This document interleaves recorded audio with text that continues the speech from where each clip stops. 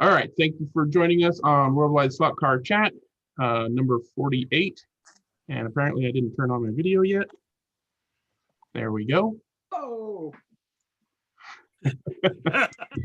Who's that? In solidarity with my follically challenged brethren. I was going to ask, Greg, what are you in for? They let me keep my beard. Anyways, we were talking about digital stuff, and It looks like a triple murder. yeah, I'm in for life. There's been a murder. So Oxygen and Electric Digital and stuff. I have been trying to help a guy who is coming from the HO world, who wants to basically do like the Oxygen 24-hour Le Mans race, but in the States, and he's planning on using Oxygen and getting a big routed track and all kinds of stuff. So that's been fun to kind of help him transition from the world of analog HO to Scorpio, or Oxygen, wireless digital 1/32 scale. So he's got lots to learn, but he's already got a pretty good foundation. I mean, Mike, you were talking about using RCS for Oxygen. The RCS 02 has some of the features, but it doesn't, because Slotted never really planned for that kind of control that RCS 64 has on Scalextric Digital, which is only possible, by the way, with the advanced power base, the one prior to the Arc Pro. They're basically in the same boat as Arc Pro is, as far as what levels of simulation are possible because of the limitations of the technology, because that wasn't in plans. Scalextric accidentally knocked it out of the park. They had some help from the hobbyists with, suggestions for what the APB should feature. And basically they knocked it out of the park because when the APB is connected to a computer, it's a slave. The computer has complete control over everything. The data passes through the base to the PC and then from the PC to the cars. That's why it's able to do so much. But Oxygen and Arc Pro don't have that same slave functionality when a PC is controlling it. So we're still limited to Arc Pro style fuel consumption with Oxygen, but Slotted is working very closely with the RCS guys, and there are changes coming for firmware and software, and RCS 02 is being expanded for 20 cars and stuff like that. Yeah, John. I have a question. With all the wonderful software, I guess, aspects of digital, when you guys race in a club, do you still have a race director? No. Person? Yeah, I don't. like a person to make sure that everything's going. Usually that person's racing too. Yeah. Okay. Yeah, I just thought I'd ask. So you're totally dependent upon the software and hardware interaction to run everything then? I mean, well, the software and hardware do all the work during analog races too. Yeah, but I just didn't know if you guys had someone sort of as an overlord making sure that everything was actually working as it should. I just a quick question. You do that before you start racing. May I? Yeah. Yeah.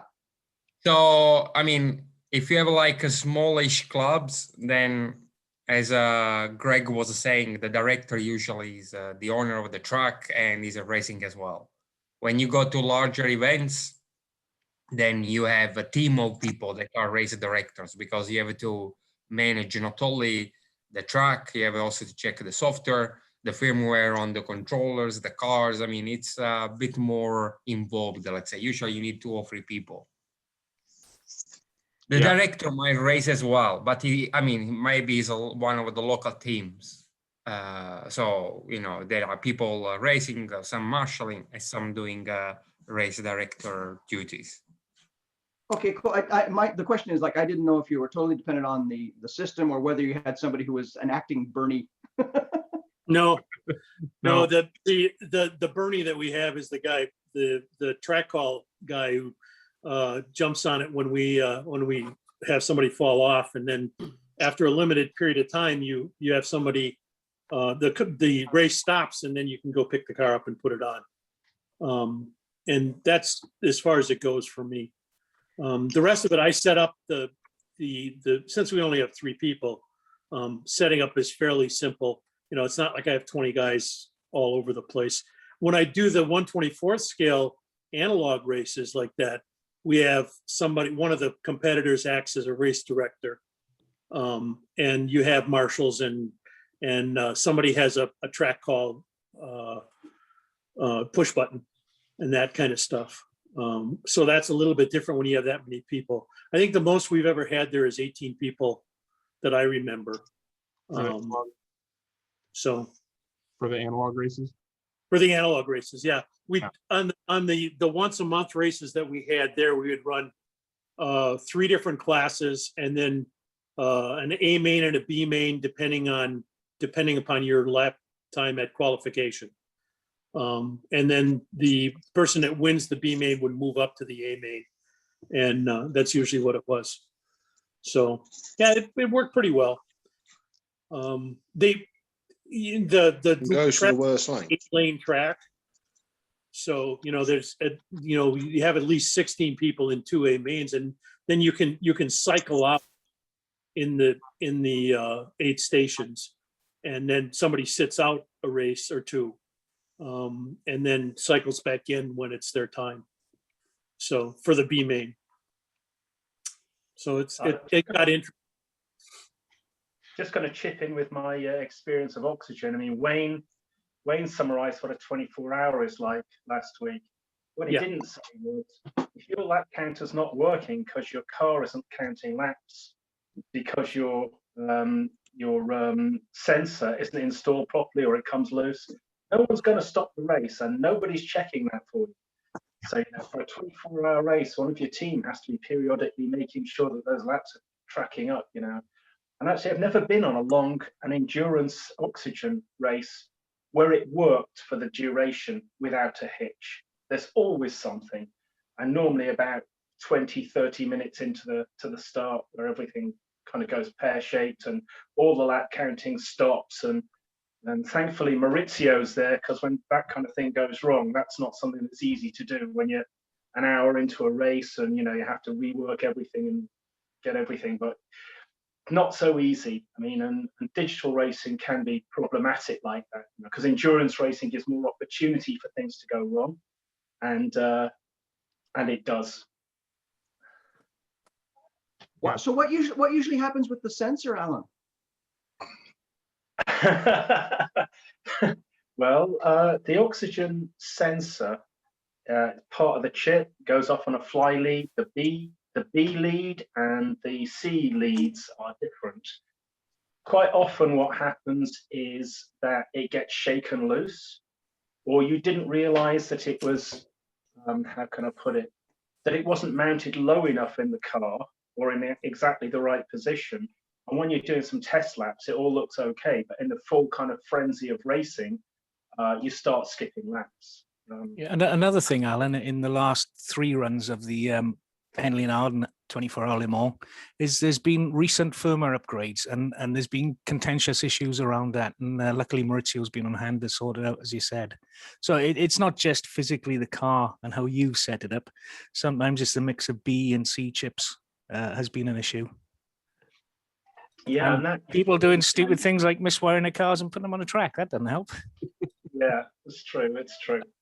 So yeah, there are problems with it, and you just have to kind of suck it up, because no one's going to agree to give you back the laps that were missing because your controller wasn't registering properly or something like that. And what's Gary's catchphrase?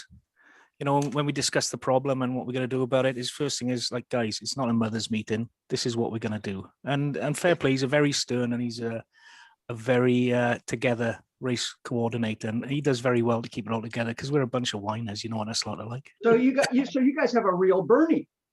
Oh yeah, he's not a Bernie. No, he's actually a good guy. He's a good guy. Who's he? Well, Bernie's just a shyster that shafted everyone, isn't he? Bernie's lawyer is phoning you now. Yeah. What I would say about Gary is it's firm. Like, it is what it is, and he says this is how it's going to be. And if you don't like it, don't enter. You know, that's one of his things. He has the rule set. Him and Alex put it together. They have the organization, Disca, and they run it with a very, very tight fist. And I like that. It's like, that's how it is. Yeah, because you know where you stand, right? Yeah, totally. So yeah, it works really well. I'm very happy with any events I've been involved with. Have been, Always right. People do get cranky at 3 o'clock in the morning. Yeah, when you wake them up. Yeah. Yeah, at 4 in the morning after 6 Red Bulls. Yeah, I'm sure everyone's really calm. Yeah. In the dark. Yes. but yeah, I really I can't say enough good stuff about Gary. He and I don't disagree about very much. I think so long as we stay off aerodynamics as a subject, we're pretty much aligned with everything. On aerodynamics, we're completely disagree, so I don't discuss that with Gary at all. What you got, Mike? Oh, Greg, I wanted to continue on. I'm trying to decide whether to go to Oxygen for my second or retain the Arc Pro that I've got after a frustrating session with Magic on Monday. What was the frustration? You said the fuel simulation went pear-shaped, as Alan put it. Where I had worked most of the week trying to figure out how to adjust the fuel simulation for one particular car that I had. And I thought, okay, now I got it figured out. Well, then we started to race 3 cars, and they would go only 1 lap with fuel simulation and be out of fuel. And yet the general configuration was all set and supposedly all there. So I don't know what happened and why it would do that. I mean, normally if you have a general configuration, it stays for all the cars. But I don't know what I was doing wrong, and I got to figure it out.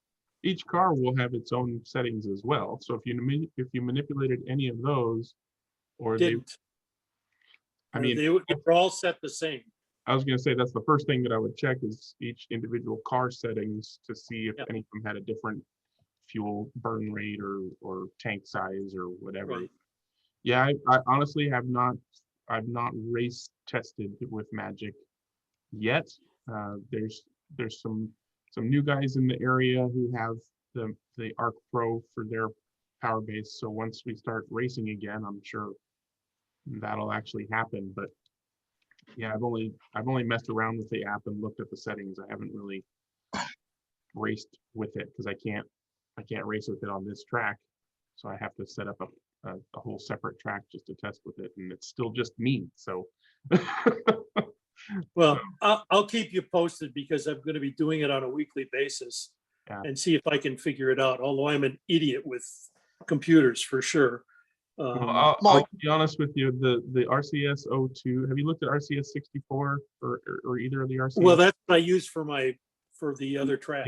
Okay, so forget everything you know about RCS because RCS 02 is almost 100% completely different. From the main settings page to the way that drivers and cars work. You basically the thing that I'm still getting my head around it. I've only played with it a couple of times to try to figure out how it works. But the thing that kind of threw me off is teams, right? If you're racing by yourself with a group of guys, you are essentially a one-man team. So you have to create a team for yourself and then put yourself as a driver on that team and then just have no other drivers on your team. You can't just set a driver to a car and race it. You've got to set a team and a driver and a car, and then you race that combination. And then everything else is different too. So what I would say is if you're a third one. Do you have an SCP-3 yet or an oxygen controller of any kind? I actually have a SCP-2, two SCP-2s. One of them's at Allen's. And I have 2 SCP-1s. Do you have only one oxygen cartridge though? So one oxygen cartridge. So if you want to, you can dig up the oxygen, the ARC firmware for that cartridge and bootloader it on there. I assume you have a dongle or not? No, I don't. Okay, so So you need that to put the ARC firmware onto the oxygen cartridge. Even from iOS? Yeah, because the original oxygen cartridge is not app compatible. It doesn't have the right hardware to talk to the Okay. app. So it needs the bootloader, it needs the dongle in order for you to. Damn, this cost me money. And that's money. This chat cost me money. Well, I'm trying to save you money. That's I why I was kind of hoping you had an SCP-3 since you had the ARC Pro system. That's the easiest controller to get, you know, as far as testing out oxygen, because you can still use it with your ARC Pro as the ARC controller. But if Well, you can't you use the SCP-2 also with the oxygen cartridge? that's what I'm talking about. Okay. In order to get that to work with your ARC, you have to use the bootloader and the dongle to install the firmware that will work with the ARC. Okay. The SCP-3, you can just do that with your phone. You don't need a PC or a bootloader or a dongle. It's all on your device. Oh, I get it. It's just with the SCP-2 that you need that. Yeah, it's with the SCP. It's with the oxygen cartridge as opposed to the SCP-3. 2 in the 1. The handle doesn't matter. If it's an oxygen cartridge, then it's the old one that you have to use a PC and the bootloader and the dongle for. But, what does the interface look like, Greg, for RCS02? RCS64 was kind of based on LabVIEW. It's why it was quite kind of. It's still LabVIEW, and the interface is completely different. They've completely reorganized the interface. So you. Yeah, may I? Go ahead, Gio. So, I mean, we are racing with the RCS02, and basically I removed my SSD system from my truck, so we are not using it anymore. I have to say, yeah, I mean, RCS, the look and feel is quite similar to RCS64. I mean, it's still LabVIEW, and yeah, the interface, I don't think it's the main forte point of the software. They're making it work. Yeah, but I have to say that this version that they've released, that it's kind of alpha beta version because it never went in full production. I think it's quite stable, and I think for me, from my point of view, it's kind of a step up compared to RCX64 because they've kind of cleaned up a bit of like the database for the cars and the teams. So as Greg was saying, so they develop the software for endurance race. So which means that you're dealing with the teams instead of a single drivers, because then what you can do is when you do pit stop, you can change drivers. And then each driver gets a percentage of driving at the end of the race. So if you want to enforce rules about, you know, how much each driver should drive, it's basically the system does it for you. I mean, the rest is basically the look and feel. It's pretty similar to RCS64. You have a similar kind of features. One of the tabs that basically I don't use completely is the power brake and stuff, because just let it as default, because, you know, it's not really that fine tunable as RCS64, and that because, as Greg was saying, the protocol is different. So the software does not have a full control of the parameters that the controller is sending directly to the car. So what they can do, basically, it's like, you know, like in Chrono, that you can set the full power or power for each single car, and the brake power for each single car you can do by software, by sending then a signal to the controller sends to the car.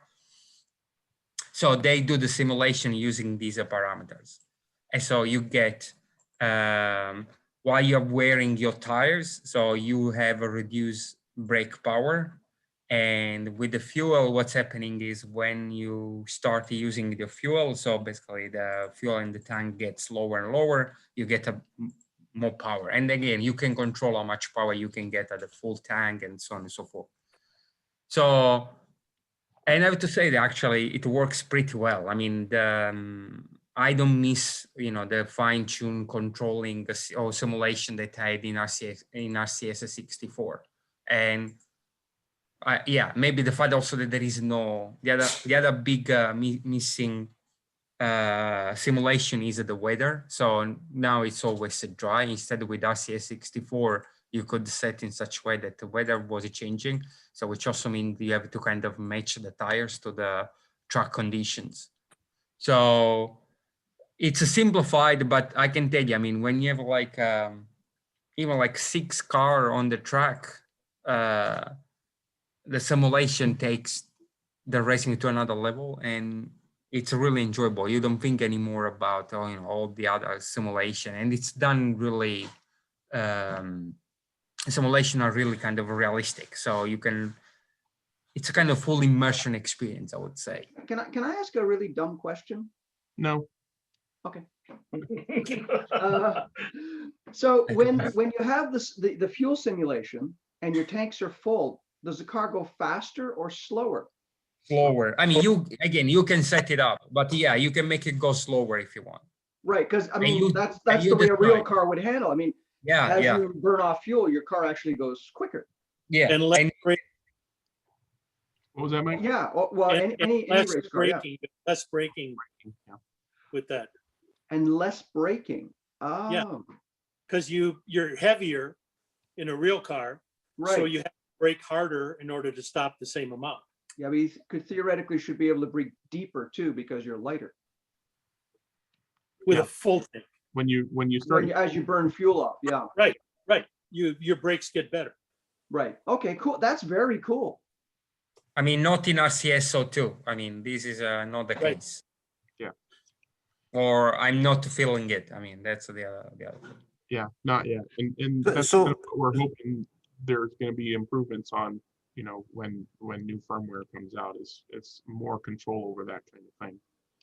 So can I ask a question? How does it handle? So with RCS 64, it's carry smart sensor or the Pit Pro. How does RCS02 handle pit entry and pit exit?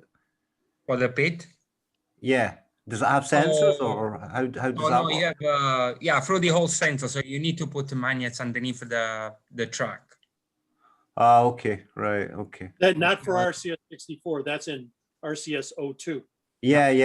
Oh, I have RCS 64, but I'm not really. Well, I'm not at all familiar with RCS02. Yes.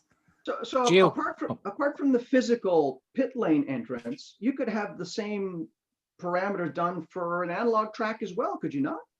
Mhm. I didn't know what you mean with that, John. Yeah, I'm not So Feels- in other words, obviously with an analog track, you can't have a pit entrance and exit because it would be one lane and they would have to cross over. But you could still have programming or something controlling the race where you have fuel issues, right? Where you're heavy. Oh, yeah, fuel, and then unless you do a pit stop on track, for example, it's basically a time penalty of some sort.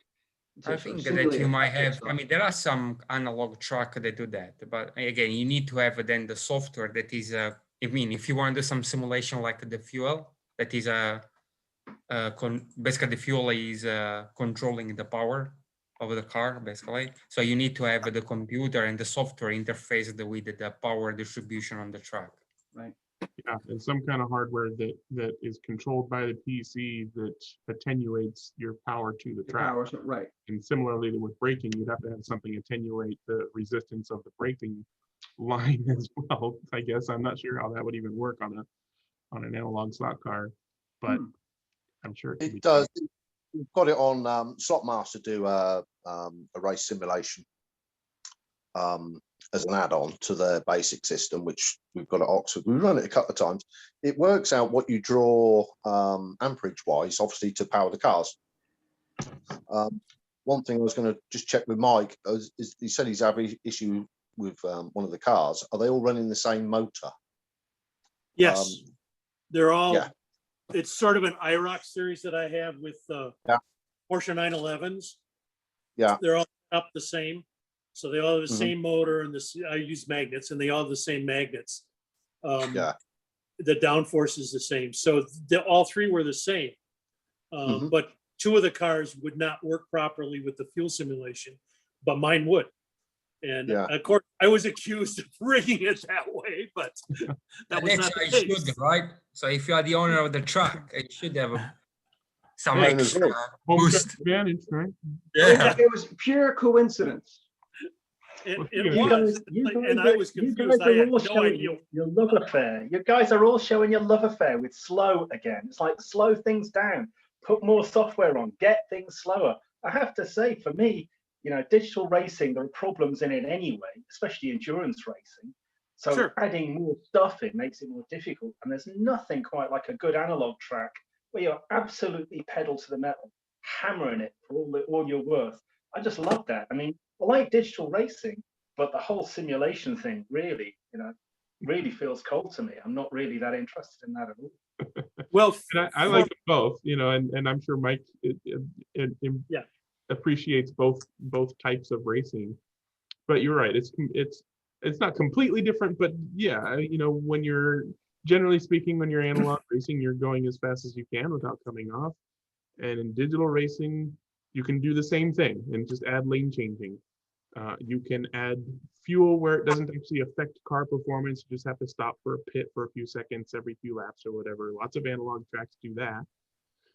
But because we can manipulate the car performance, because we can do all those things, some of us who like to have more to the race than just pulling the trigger very well, enjoy that aspect as well. And it's really nice to be able to kind of rib the other guys a little bit when they're running around on wet tires because they thought the rain was going to continue, and you switched to intermediates or dries because you correctly surmised that the track was going to dry out.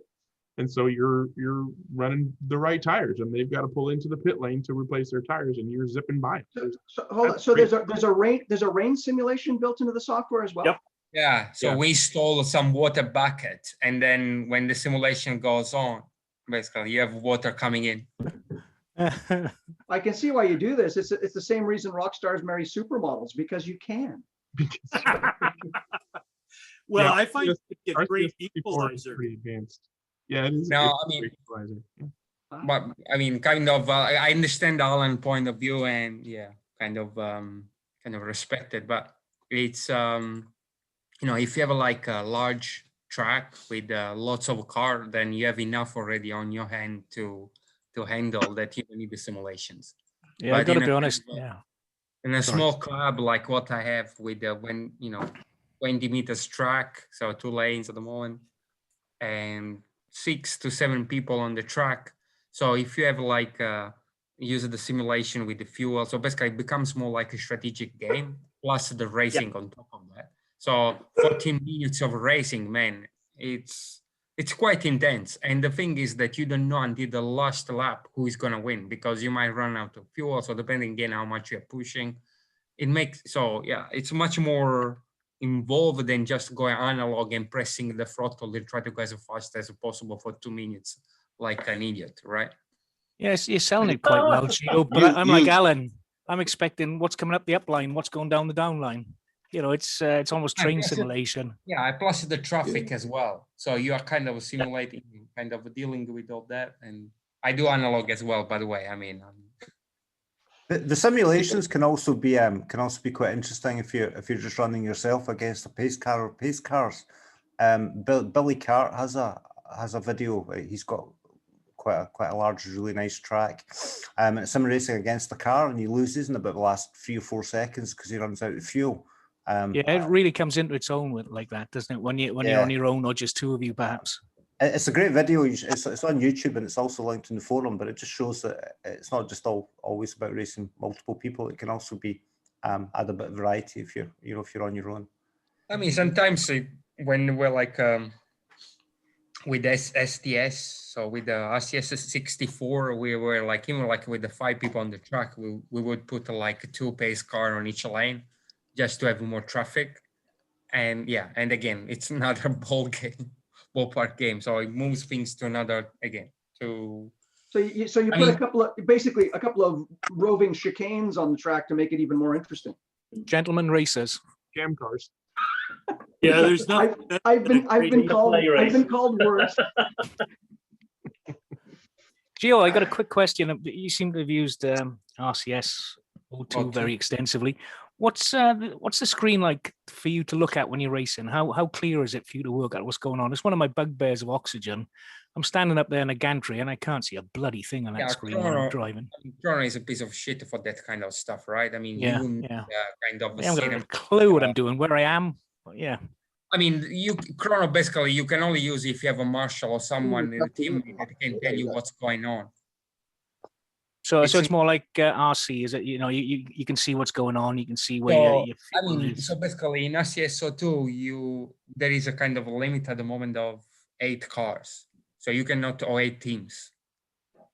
And each team basically has a nice big square with all information related to, you know, fuel, tires, best lap, current lap. Sorry to interrupt, but I may be throwing a cat amongst the pigeons here, but have they not put like a mobile app where you can keep track on your mobile device as you're racing? That's so basically we are coming back then to the let's say, how can I put this without shooting myself on my feet? So the guy developing RCS, so thanks John, the guy developing RCS basically is an expert in LabVIEW. It's a software that I think for real-time application really good, or embedded application is really good, but it's not friendly on mobile devices. Okay, so they've not developed anything, or they tried, but I don't think they've gone anything far. So what they're doing is I think they're using the expertise of the guy to build some kind of devices with a touch screen that can connect to the main machine. So basically then you have this device that will give you like your pit information. I mean, all the kind of parameters of your car just on that screen, and will be next to your controller basically. Well, from a marketing perspective, that's much better. You get to sell them something. I'm not sure he's gonna sell it. He probably just says, okay, you know, get a Pi 4 or Pi 3 or whatever, and such a screen, and you know, and then put this you know, Arduino code on there, and you know, tell it to connect to your network and blah blah blah, and then you're done. I'd be really surprised if he were to actually market and try to sell hardware. Sorry, I'm being silly. I'm sorry. I mean, like they say, the best way to make a small fortune in slot cars is to start with a large fleet. And John, we're quite used to it by now, so don't worry. I was late today. Did I miss the show and tell? No, you got something you No, want we to went right into it. do you have any more questions on that topic, Mike, you wanted to kind of go over? Or? No, not really. We can always circle back. I am confused.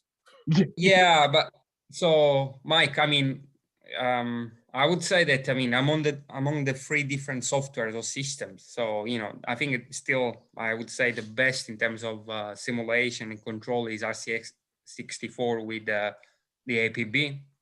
Then I would say that there is Oxygen with RCSO2.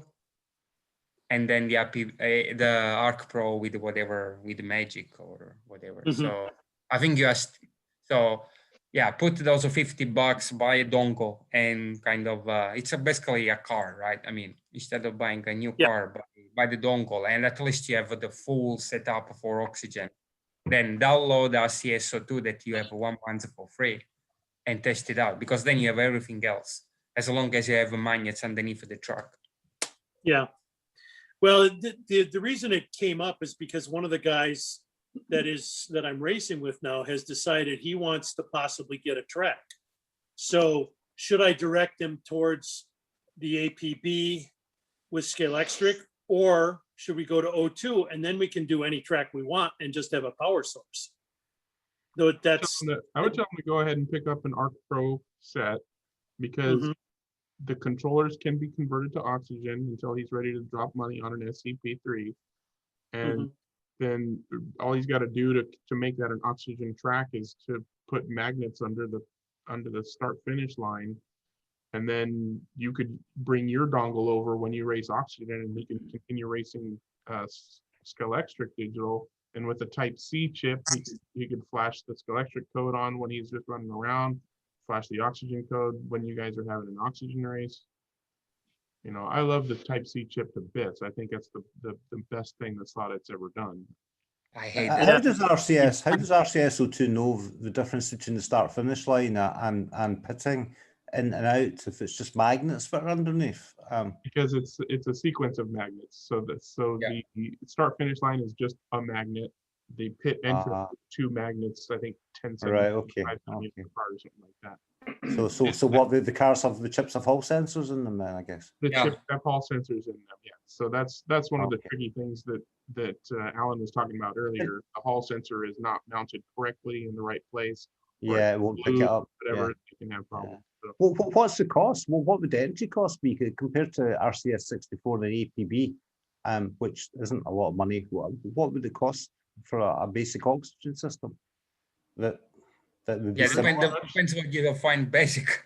yeah, I mean, define basic, but pretty much not. Well, pretty much an APB and RCS64 out of the box with 6 controllers, wired controllers. What would an equivalent 6 controllers So, with an oxygen it would- system cost? That's not fair. That's not fair. You could buy like 6 controllers, 6 Arc Pro controllers, for instance. That's- Then you can flash the firmware, and Okay. it's the chip that you need to buy. So you need 6 chips, oxygen chips. So And that one more expensive. I mean, like a double the about 40 price.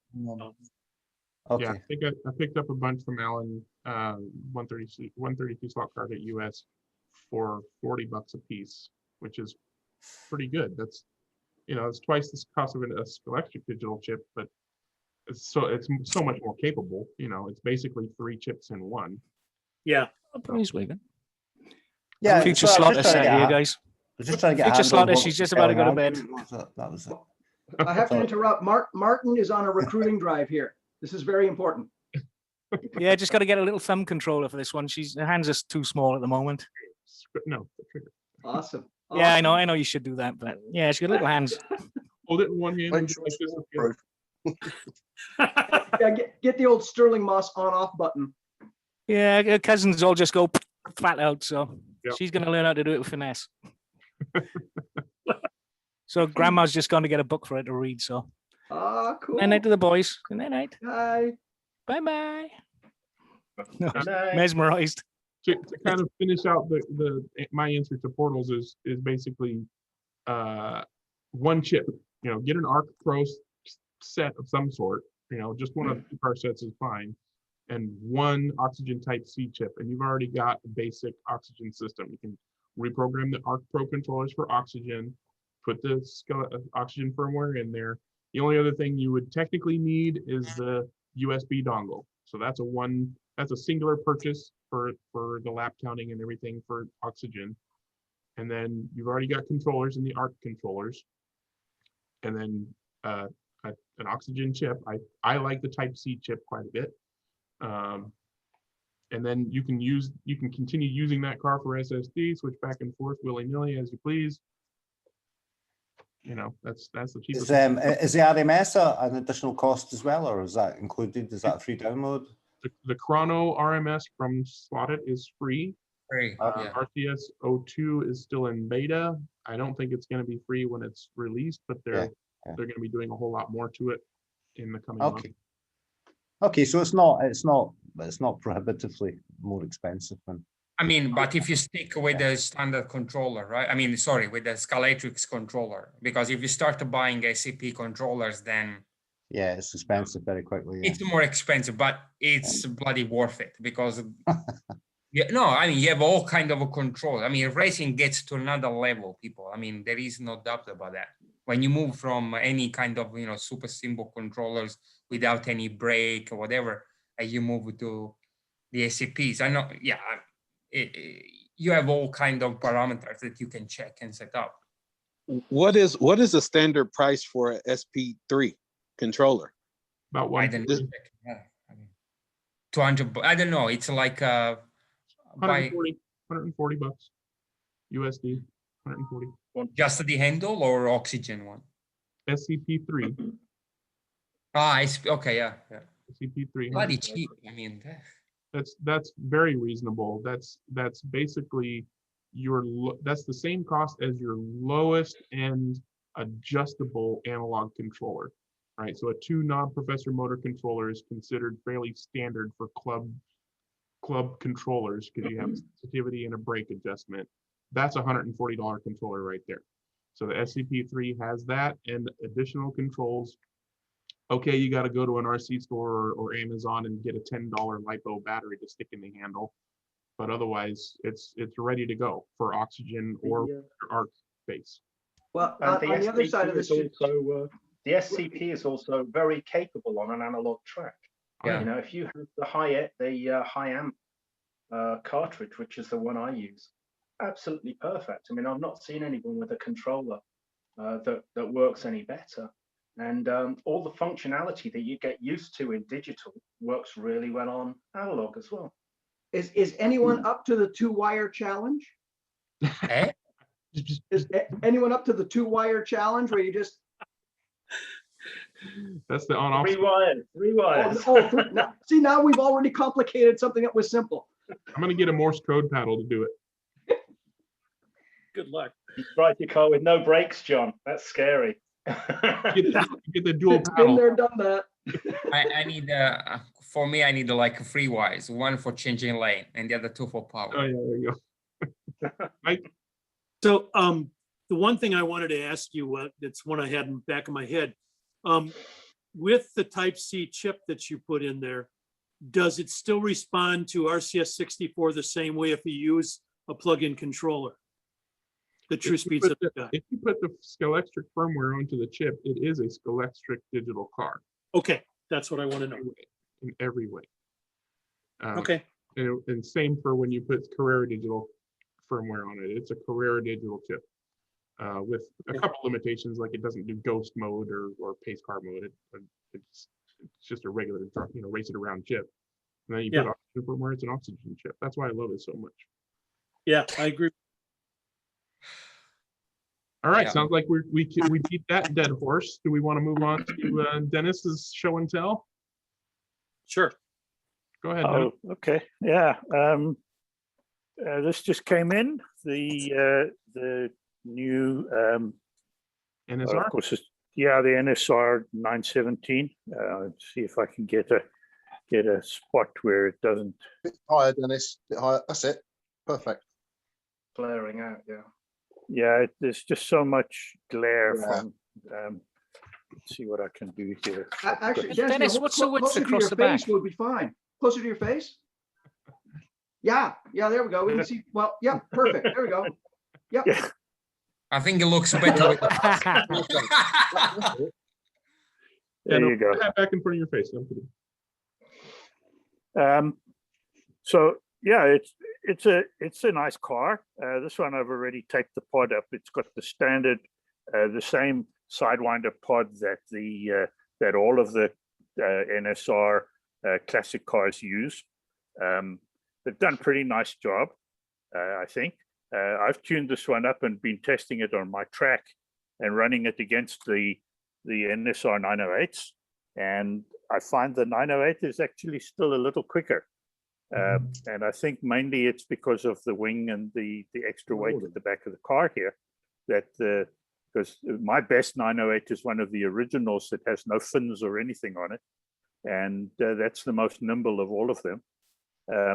What I did do is take out a fly car so that you can see, because it's nearly 4 millimeters wider. It makes the It's an fly NSR. car look small. It's exactly the same length, or almost identical length. The fly car is about 4 millimeters narrower. The NSR has a slightly longer wheelbase, and they've squashed the rear wing down, and it's almost impossible to give you an idea. I'm trying to find a way to get rid of. There we go. There you go. Yeah, you got it. Oh, it's got the little NACA ducts there too, right? Yeah, that's got all the NACA ducts and everything there, but the wing is very, very, very close to the rear deck of the car. Whereas if you look at the fly car, there's a big gap there, right? Right. So they've dropped everything down at the back as far as they can, but it's a big wing. And I think that that's probably some of why the car is not really any significant improvement over the 908s, even though it has 12mm wide tires on the back, right? They're much wider than the stock 908, which is Dennis, an you're 8.5 millimeter. Sorry to interrupt, but you're much closer to this than most of us. Are you seeing a bit of scale creep with widths and lengths and so forth? Oh yeah, there's always scale creep. Everybody does it. I mean, NSR have been doing it since the Mosler days, right? Yes. All that. If you have a look at, it's a shame that NSR ran out of 32nd scale mirrors for that thing. They had to go to the HO ones. And yeah, they got HO mirrors, and they've got an HO driver, HO half mirrors. HO driver in it. Are they really? The cockpit detail is very different. It's a much I don't smaller. think it's the drivers. I think it's the kids driving that car, like we do in Italy. Yeah.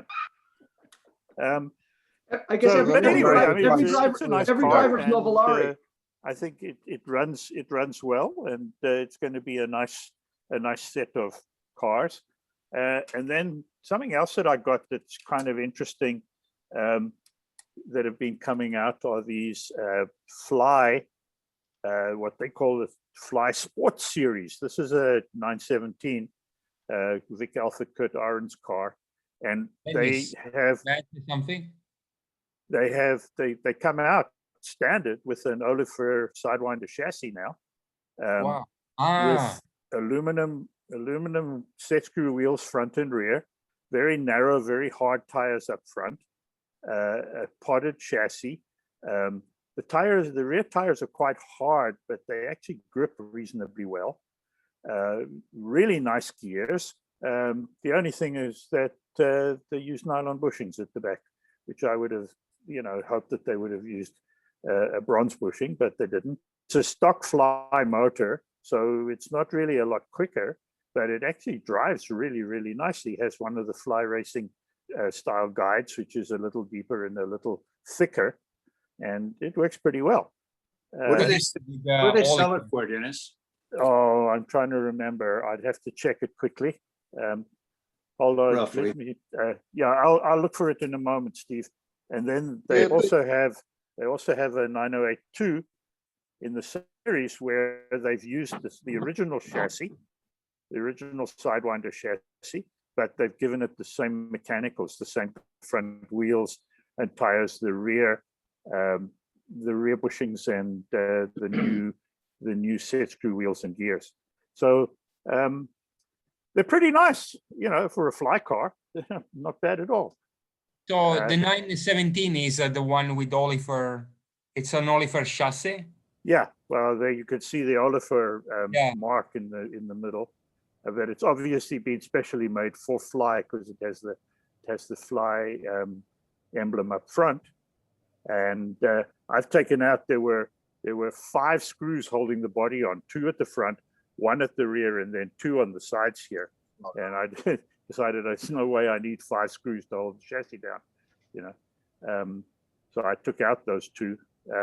I haven't done a lot of tuning on it yet, though. The first thing I'm going to do is put softer tires on it so it gets a bit more grip, and then I can tell whether there's any. Injected, Dennis, is the chassis plastic injected or 3D?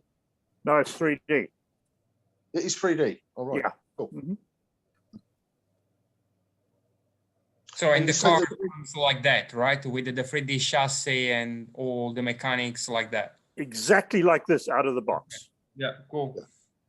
So I hope they will do more like this and not like the other one that you show us. Yeah, these are this is just came into Electric Dreams last week. I don't know what their plans are for an extension of this range, but I just thought I'd let you guys see it because it has all the regular, really nice Fly detail, though it does have a vacuum form cockpit in it. It's not a full depth cockpit like the old Fly 917s, but the rest of the details are pretty much the same. Nice. Yeah, very nice. All right, thank you guys. That's my bit for the day. That's very cool. Thank you. Yeah, I thought I'd let you see those, and I'll look for the prices. Yeah, one other thing, while we're waiting, could you get a set of verniers over the back of the NSR 91710? 64 millimeters. That was my 64. question. Thanks, John. My question. Too wide. 64, I think. Yeah, 64. we run 60, don't we?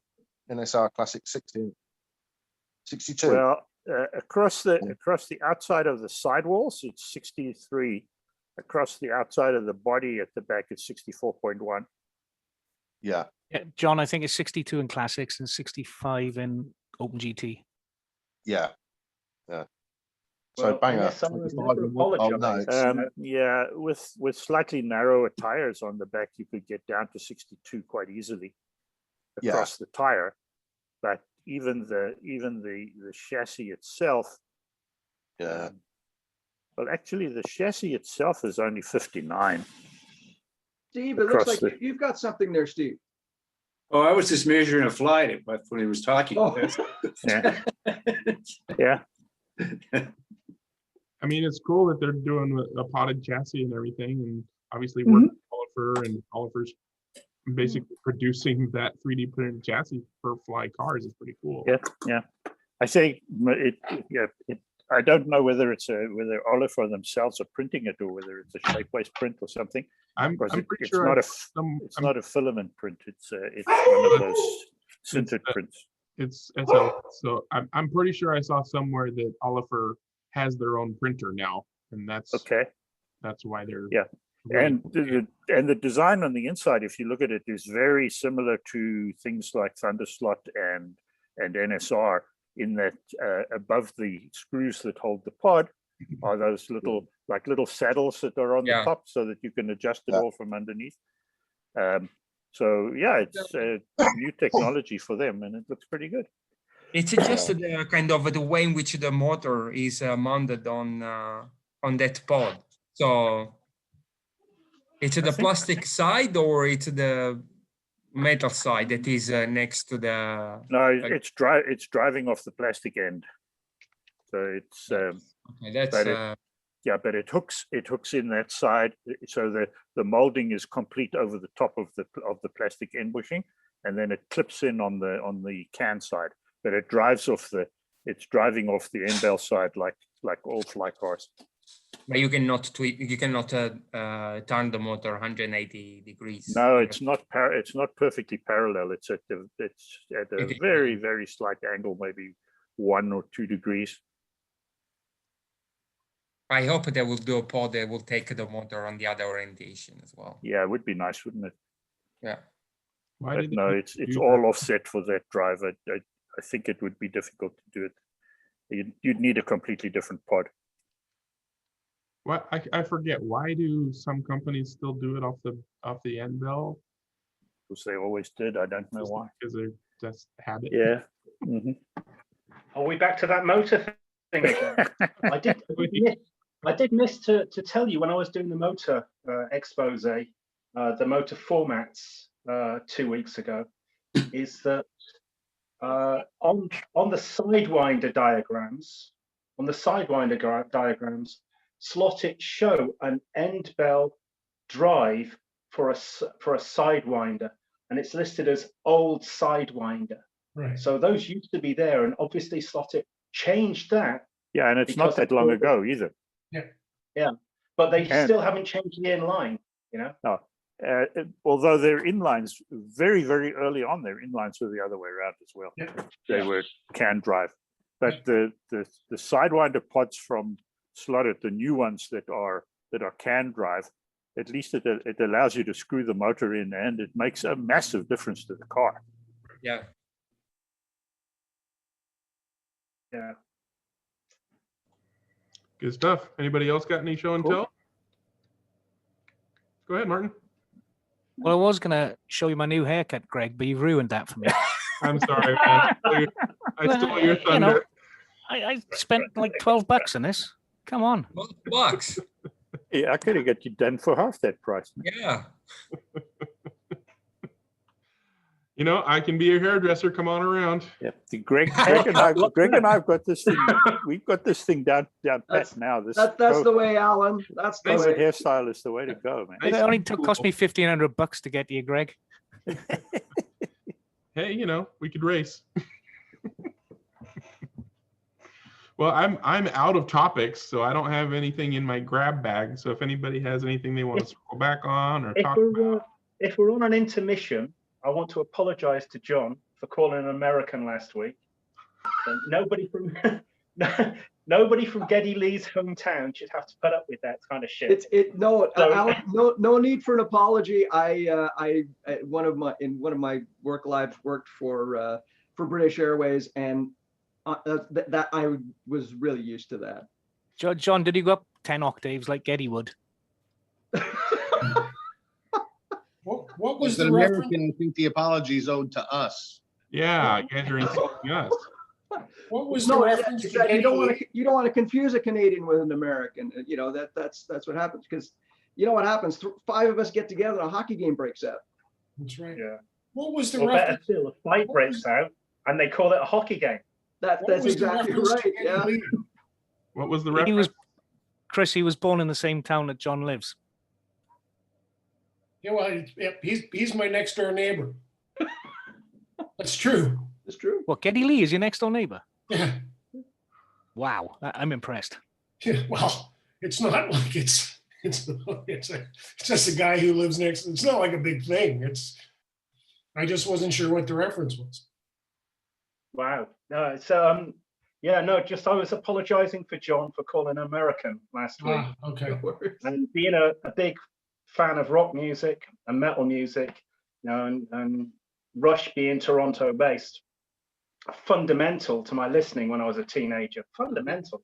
Yeah. And you know, I just sort of head in hands apologizing to John for making that mistake. No worries at all. I have a question as a topic, and I'm not sure if anybody here can answer any of this, but I keep seeing references to these old chassis called ISO Fulcrum. Yep. I keep looking at them in the diagrams on the forums, and Alexis Gatanis, Ingres Gatanis, has made a 3D print ISO Fulcrum chassis. And I keep looking at these things, and I simply do not understand why. What was the problem they were trying to solve? How is it they're meant to work? What is it they're trying to achieve? Because I look at it and I do not understand it.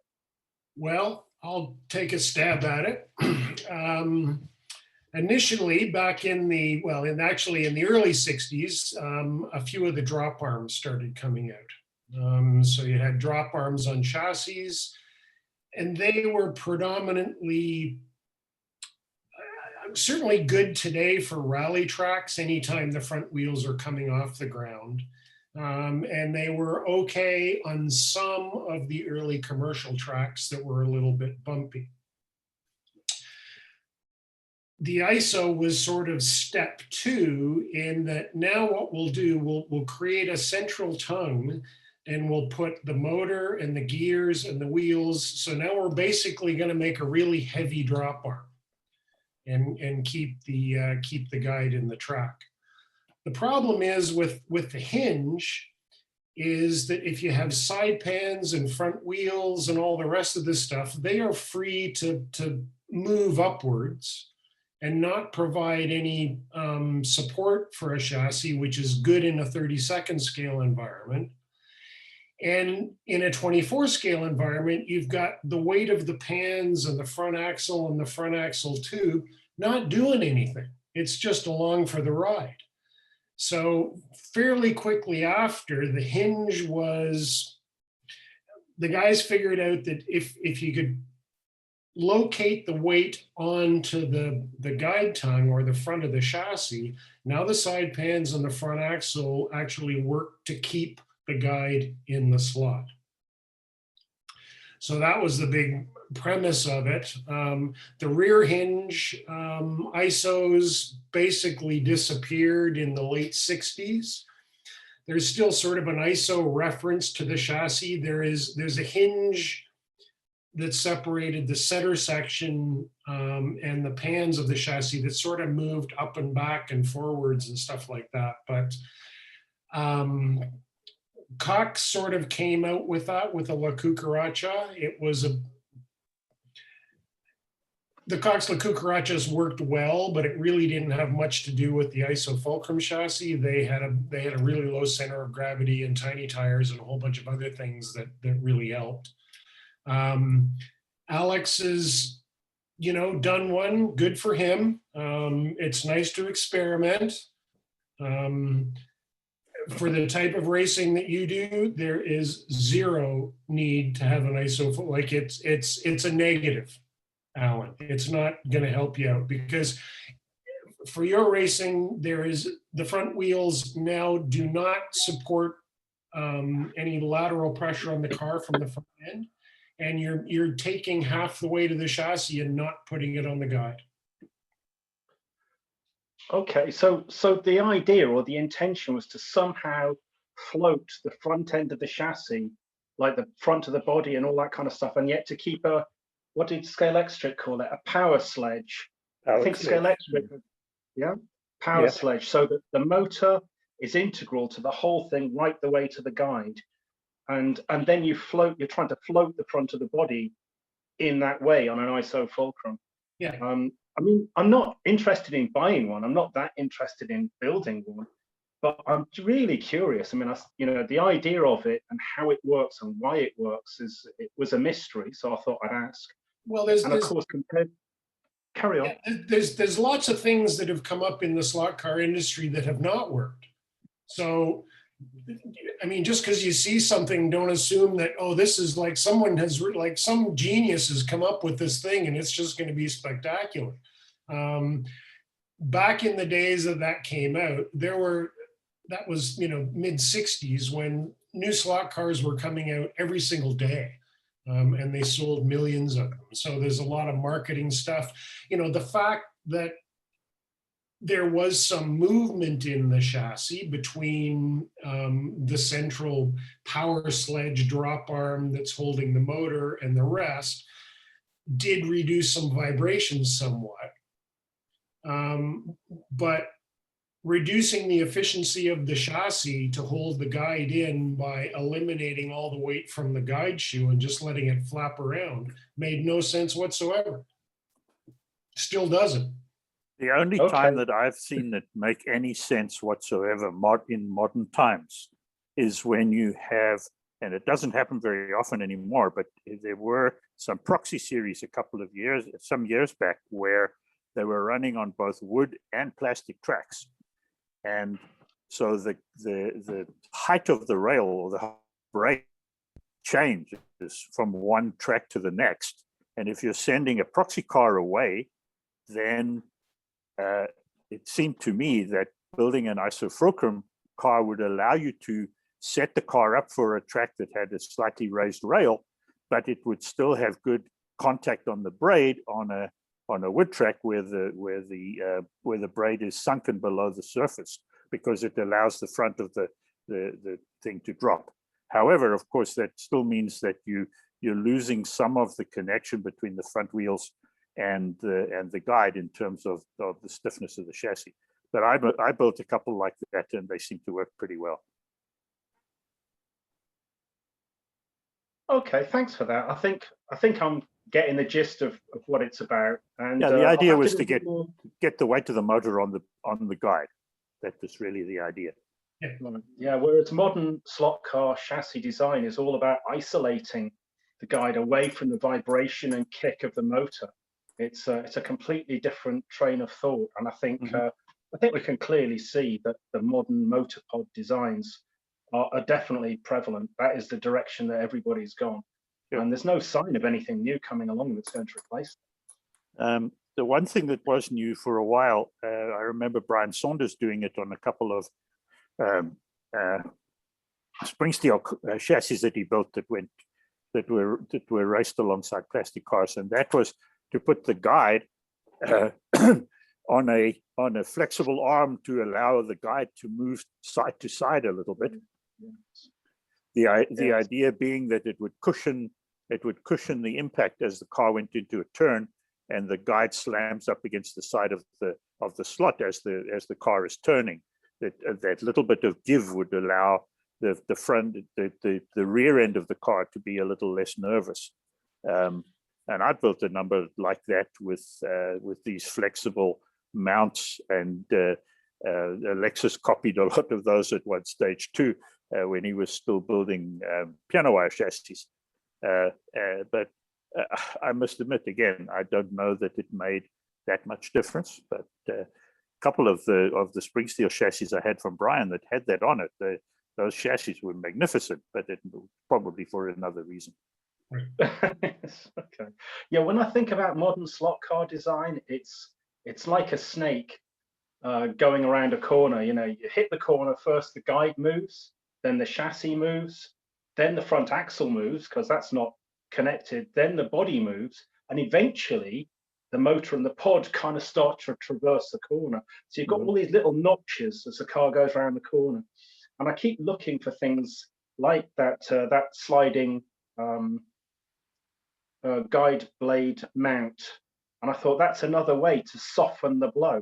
Now, and that seems to be the direction that modern slot car design is. I wouldn't be surprised to see a pod design just to mount the guide, so that there's a float. Yeah, well, there is a guy out there called Pip Slots who has taken this to another level altogether, in that what he wants to do is to allow the front end of the car to drift. So, I mean, he has these 3D chassis and pods where the guide has like maybe a half inch of total travel, a quarter inch each side of center. And so as the car goes around the corner, the whole car kind of moves away from the slot. And it looks pretty weird. And apparently, you know, it seems to be fun. But I know that on brass chassis and things like that, we banned that years ago because effectively it made the car that much wider. The same as the pro guys, the pro 124 scale guys used to use the very, very hard front wheels with about a quarter of an inch of slop in the axle.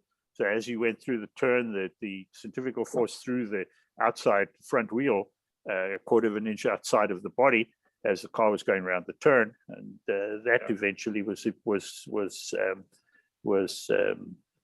made illegal as well, as far as I remember. What, were they trying to do like a James Bond Aston Martin DB5 and hit the car beside it, or? Well, no, the idea was just to make it effectively a little wider as it went through the turns, to make it a bit more stable. Gotcha. Still do that on, I mean, on 32nd scale cars, you can still have some, you know, front lateral movement in the axle. No. Sure, as long as, but then you've got to have a very, very low friction tire on it, otherwise it doesn't work. Yeah, no, true enough. Yeah. Yeah, I have one of the Pip slot chassis for one of my Group C cars, and it was fun to drive around. I didn't do any scientific comparisons to, you know, I didn't even check lap time differences, but I wasn't like, oh my God, this is the best thing ever. But I also wasn't like, oh my God, this is the worst thing ever. So I don't know, probably somewhere in between. I noticed, Courtney, I'm not sure if you've been on before. I have a terrible memory, but if you haven't been on, would you like to do a little all about Courtney's slot related history that we usually have people do? Not a requirement. I don't mind. I've been on watching a little bit, and of course I'm familiar with a lot of the faces here. You have a lot more forehead now, like the rest of us. So I started in Lynchburg, Virginia in college. I bought my first Womp.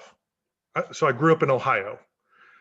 I remember my dad was in the boat business. Some of you may know Baja Boats. Going up to Cleveland, we walked into a shop, big slot car track. He hustled me out of there right away. Of course, I got my Tyco, I got a AFX kit, 10 or 11 years old. So I show up to college my freshman year in Lynchburg, and there's a hobby shop down there, Continental Hobby, and I think my dad gave me an allowance of like, I don't know, $15 a week while I was there. And so I saved up a little pennies and bought a Womp kit and raced that. And so that would have been 1985. Raced the Womp. Then they had do you remember the little shaker one that they made? I forget what we called it. But anyhow, my senior year, great. I showed up. My buddy built me a controller with the long resistor on it, and he was good friends with Joel Montague from Cayman. So I had some touch up stuff that way. And I remember showing up that I went down to school early so I could play slot cars. And I remember plugging in and playing with my cars, and the old man that was there, his name was JC. He put a car on track, said, "Courtney, drive this for me." I never built another 30-second car ever. So I drove for JC. We won the track championship in stock and modified. And my other guy, his name was Lem Campbell. And Lem built me, I bought a Kevin, on Slot Blog, he's Chump Chicken, Kevin K-Van from Virginia Beach. I bought a wing car, 15 wing car chassis from him. And Lem built me a couple Coford quad 15s, and we had a mid-Atlantic USR race at our track. And of course I won that, and I was excited. The downside of that is I went to school at Liberty University in Lynchburg. My dad had not been to visit me ever. And that was the weekend he chose to visit me. So I spent most of my day at the track, because then when the 15 race was over, I had to marshal for the 27 race. And then it took a little bit of a hiatus, and I raced real cars. My final season, I raced Trans Am. I raced in the 93. I raced Trans Am cars from 90 to 93. So I like big cars. And then a few years ago, so now I live in Chattanooga, Tennessee. I guess it's been about 10 years ago, they put a track over in Cleveland. So of course I dug out all the 124 scale cars, and my oldest son, he and I went over, and it was great. We had a great time and won a few races. The track closed down, but it's an hour. So I guess it's been about a year ago. Well, so I started playing with Carrera Track. I have 7 kids. Doug is my oldest, is now 28, and I've got them all the way down to 8-year-old twins. So I had to get a 4-lane track, right? So I had the Carrera Track. I got rid of all that, and a guy in Atlanta was selling a 4-lane track, so I went down and bought that. It's been about a year we've had it up, and we do a lot of family racing, and of course I do like proxy racing a lot. I'm not an accomplished builder, but Lord knows I try a lot of stuff. So, and then my sidebar story is, I guess it would have been, I worked at Racer Magazine, and I lost my job in 2008 or 9. I was in California. I was working with Ray Marine, and I went by Bona Park, and I met Mr. Sampson, and he just happened to get back from what was the JP Van Rossum race, and you came back with at the spec race, you had a 24 scale something that was all spec, and you had that, and you rode that around the flat track a minute. You remember that? Oh yeah, but that was excuse me, that was not a Van Rossum race. That was Mark Campbell's. That would have been 2010, and that was the Plafford Championships in Chicago. And Mark Campbell from Toronto had made a set of cars, and it was a team race. So, and he very kindly gave me one of those. So it was a Plafford car with a Nick DeWachter carbon fiber Formula Le Mans body, sports car body on it. That's right. Yeah, That's I right. remember that. Yeah, geez, that's a long time ago. That was a long time ago, but it's a long time obviously ago. it was a big impression on me. And then of course, when I got done Trans Am racing, I didn't go back to slot cars. I raced 8 scale on road for a long time. I knew we had that in common as well. Yeah, but I was out of it by then. Yeah. Well, yeah, and then of course with with all my racer connections, I always seem to run into, I always seem to run in Philippe at the track and at the slot car track. And so, yes, it kind of intertwines. So Yeah. Condolences on that. Yeah. right. So I've got lots of history, lots of good stories, lots of slot car. I mean, when my oldest comes over, we always have to have a race, so. Yeah, you had a really good entry in the under 2-liter Trans Am proxy, that 240Z Nissan or Datsun. I chased that car the whole damn series and couldn't catch it. Listen, I was not going to enter that car, and just because I just wasn't gonna put the time in. Doug is molded, Big Doug. You see him on the board. So Doug does most of the driving, and I tune them all up. And I really wasn't interested. And Tony talked me into. He's like, just put one together. Mm-hmm. So I thrashed on that car for a couple of weeks, and yeah, thank you. It was a good car. Yeah, there were for the other guys who weren't involved in that Trans Am. This was a proxy for Trans Am cars, but the under 2-liter class or the under 2.5-liter class. And unfortunately, almost probably 70% of the field used the SRC Porsche 914/6, which in my opinion should never have been a legal Trans Am car in the first place, but unfortunately it had been allowed to race. And so all of those of us who wanted to race real Trans Am under 2-liter cars like the 240Z that Courtney raced, or the Datsun 510 that I had, or the Alfa Romeos that people had, or Cortinas, or things like that, none of us had a chance against those cars.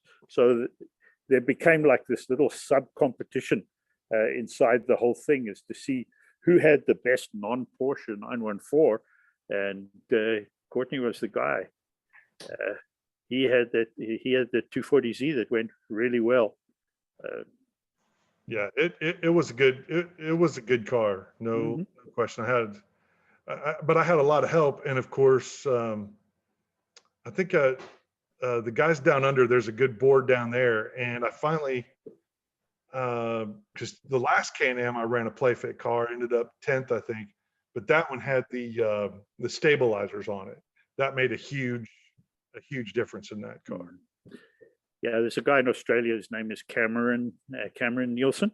Yeah, and he goes by Camber on most of the slot car boards, and he's done a lot of work on that style of car, the playfit style, and then he makes a couple of his own designs for 132nd scale cars, and his cars are usually very, very good. Yeah. So, question for Courtney: Did you recently enter the Y Valley Winter Rally or something along? I thought it was your car. That was a 360Z or something, wasn't it? No, I ran the Porsche on that one. That car ran so sweetly. It ran in this house at 2 tracks in this house. That was nice. I enjoyed driving. That's the proxy that got me into the World Championship. I took that car and I made it as soft as I could. I could barely get it around my track. Every time I pulled the trigger, it would deslot. And I said, well, yeah, that was a lot of fun. That was cool. And my 8-year-old loves driving that car. So his name is Denton. So I would say, Denton, come and look. We finished second, or we won this, or your car won. And he was so excited when it showed back up in the mail too, because then he got to play slot cars with his car. Yeah, all the guys said they really enjoyed driving that car. Yeah, it was. Well, thank you. It was, again, that was a little bit of a rush. I just kind of made it as soft as I could. And tip though, next year I'm going to try extreme tires on the back of it. Really, let me take that back. I really want that Scale Electrics Ferrari 308 and put an Oliver chassis underneath it, and then try NSR Extremes on it. If I can put the funds together, that'll be my rally entry. Well, thanks for joining us. Courtney, look forward to it. Thanks. Good to have you on the chat, Courtney. Thanks for joining and sharing. It looks like Ray has a question that Dennis and others may be able to answer. Ray, did you want to ask in person or you want me to read your comment? Give him a second here. I'll go ahead and read your comment. Ray asks, question for Dennis and others. I know that Electric Dreams sells proto slot cars. I'm not familiar with them. Are they decent runners or a boutique brand like Le Mans Miniatures?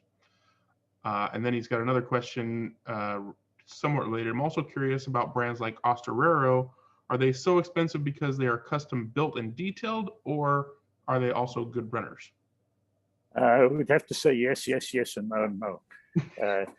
Yeah, all proto slot is pretty much in the same genre as Le Mans Miniatures and Osterero. They are very, very good looking. They are resin bodies and generally heavy. Mechanically, they're whatever they can find that's convenient. Quite honestly, I've seen Osterero cars that had axles that looked like they just chopped the head off a nail and put that and used that for an axle. Some of that stuff, it's gotten better over the years, but for the price, you are paying for looks, and for the custom build, you're not paying for performance. Pretty much across the board for all the brands. Yeah, excuse me. Yeah, I'm familiar with Le Mans Miniatures. I've never driven one, but just looking at them, they're clearly meant for the Shelf Queen. Yeah. Now and then you can get a Le Mans miniature car to run pretty nice for what it is, meaning that you've got to expect that it's a heavy resin body, and particularly on the Le Mans miniatures that are models of old cars where they've used BRM wire wheels and things like that, they have decent rubber tires. The Le Mans miniature copies of newer stuff where they're on smaller diameter, wider tires, the tires are horrible.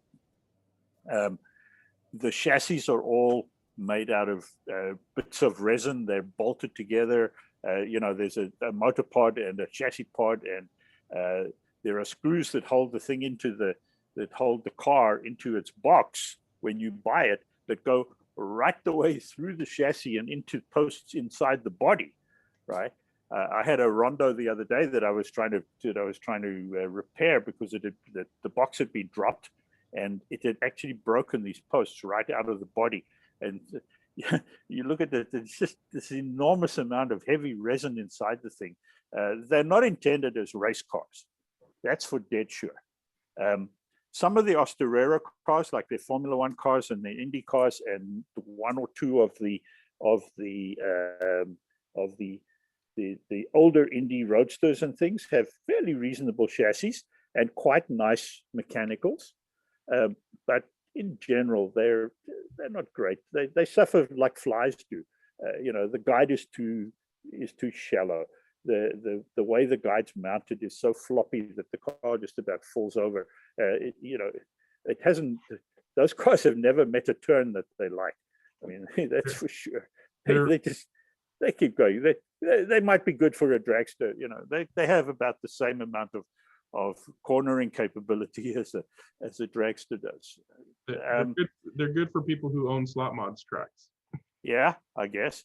Except that a lot of them don't even have magnets in them. So some of the that said, the proto slot bodies are beautifully done and beautifully painted. I'm actually going to be trying, because Marco, the manager at Electric Dreams, wants me to try. I'm going to try and fit one of the chassis from the 917 NSRs under a proto slot 917/30. I've got a bit of a problem because the wheelbase on the 30 is a deal longer than on the 10. But he wants me to try and do it because we have one proto slot body of the 917/30 left as a kit. So it's a peculiar thing. It's a peculiar thing, though, Dennis, about the Osterero cars, because those Osterero Formula Ones are beautiful, beautiful looking cars. Beautiful. But this is the same company that produced the all slot car which Yeah. was just like, it was an NSR of Formula One. So was that done by different people, or was it, it's peculiar that, Yeah, it is that rather. Osterero just Yeah, I decided know. not to do those anymore. If you look at those dream slot thingies that they made at one stage, with the little bulbous Lexan body on them, those things run like scalded cats. I mean, they're really good. They have great tires. The car runs really well.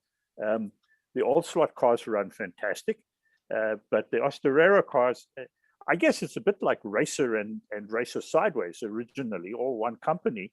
One group of guys making these super detailed resin things and not worrying too much about performance. The other guys worrying more about getting a decent running car, but something that still looked good. But yeah, I have a customer at Electric Dreams who has a whole collection of Osterero Formula Ones and some Indy cars and things. He drives the stuffing out of those cars, but man, the amount of maintenance that he gets me to do because of that, right? Because they're all these little folded silver, what do they call it? Silver nickel or whatever that those etched frames are. They're not laser cut, are they? I think they're etched. They're electro etched. So they're photo etched? Photo etched, yeah. They're that thin. Photo etched and folded, right? And at the rear, it's not too bad because they fold them quite well, and the motor is there to help stabilize it. At the front end, where the suspension is, because they don't want a full axle across the front, they put in these tiny little stub axles on these flimsy little photo etched uprights, and the stuff just breaks. I mean, it breaks when you look at it. So it has all the rigidity of a piece of lettuce. Yeah, pretty much. Yeah.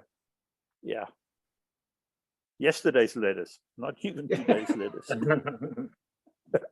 Anyway, so I hope that helps, Ray. I hope that helps you. Yeah, he said thank you, and he's laughing because. I see that. Anybody else want to pitch in to pile on the Osterero dog pile? But I guess in their defense, I mean, there are so many ways to enjoy the hobby, and if model cars that go around the track not necessarily very quickly is what you enjoy, then fantastic, it should work great. But at the same time, I mean, you could take a Protoslot body kit or an Osterero body kit or something like that and do a little bit of work inside it to lighten it up and build a brass chassis underneath it that would actually run really decent. I've done some like that before. I think was it Osterero that made that Lotus, the Lotus 57B, the turbine that they used in Formula One. Yeah. I think it was them, and I built cars using that body that worked really, really well. It's like having a runway model that can cook.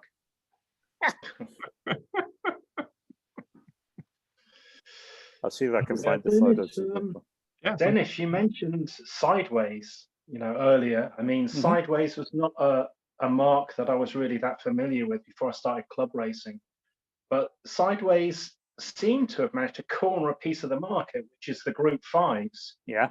And they've done a really quite good job. And performance-wise, slot-it compatibility with their chop-out chassis parts, slot-it running gear, and really quite lovely body shells. They're just exactly on the point, but they seem to have their eye on the NSR market. About 2 years ago, they released the Hurricane, which was clearly aimed at kind of the Mosler market. They really did it. And I've got a Sideways Hurricane, and it's a lot of fun. But I'm glad I bought the ready-built thing and not the kit, because the kit is notoriously hard to build. The bodywork. All of those cars, the white kits in all of those cars are sometimes a challenge. I won a prize a little while back, which is a Polycar March 701 white kit, and it is frightening to look inside that box and see all those parts. I have absolutely no idea. Even for me, I'm looking. I'd rather take one of those spring steel chassis that are cut, and they sell it to you just in the slab with all the pieces cut inside it, and no instructions, right? maybe a photograph, but no instructions. But at least on those things, what the guys do is because everything is tab located, all the tabs are different sizes. So you can always work out what goes where because only one piece will fit in that particular slot, right? But yeah, so Alan, you're right. But the Group 5 sideways cars it's a wonderful range. They've got some really nice cars in that whole thing. And then their GT3 range now with the Huracan, and then they've just brought out the BMW M6. I see Petrucci's got one of the Huracans there. Yeah, they're really nice. And what they did there is they've used like only a 17,000 RPM motor, as I recall. Yes.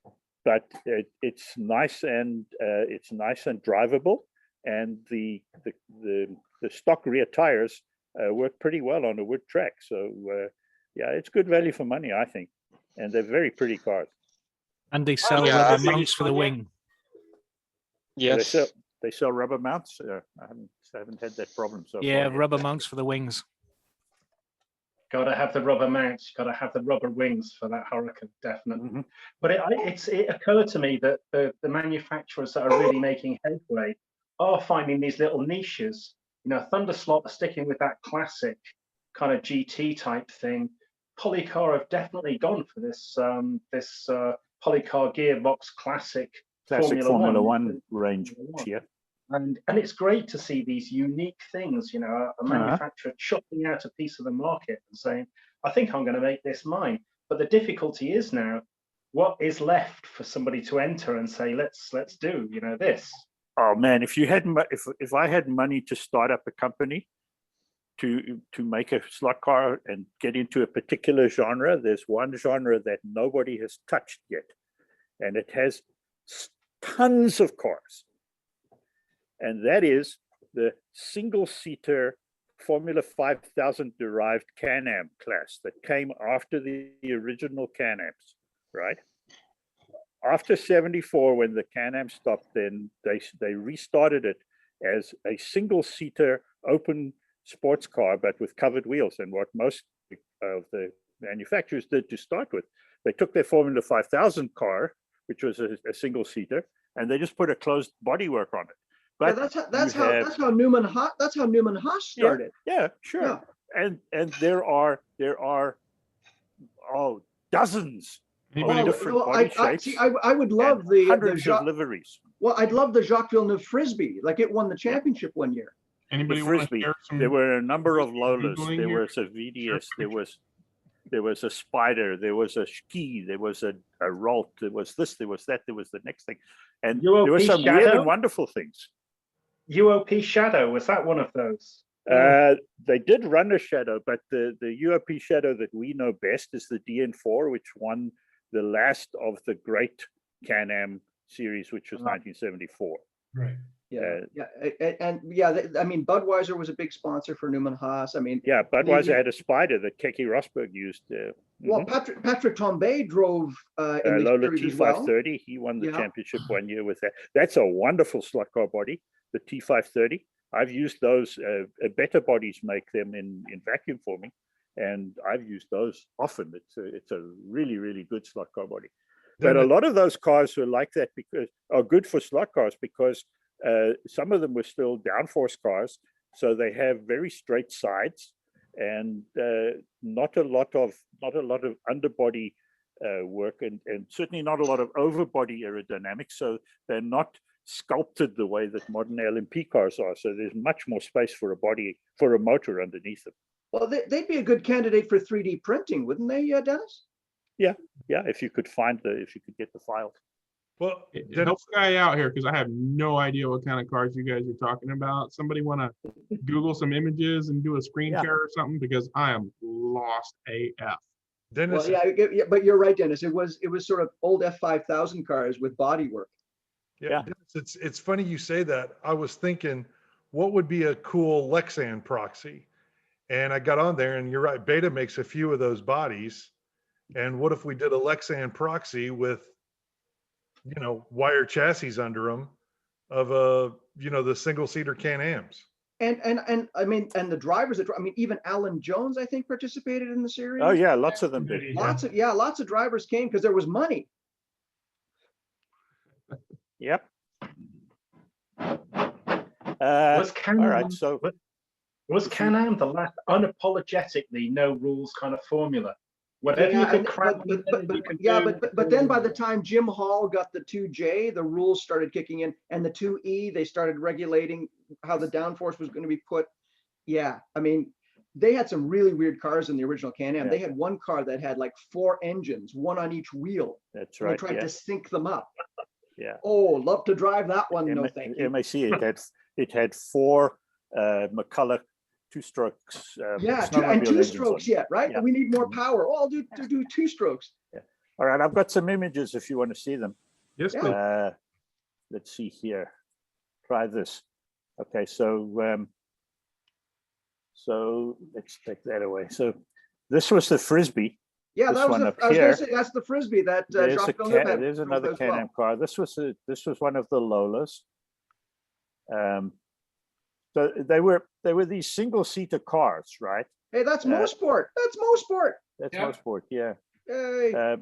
There's another one, right? This Yeah, is now, this is the Dennis, Lola T530. Correct me if I'm wrong, though. There was a period where they didn't allow the rear wheels to be covered, correct? No, they were always covered. Were they? Yeah.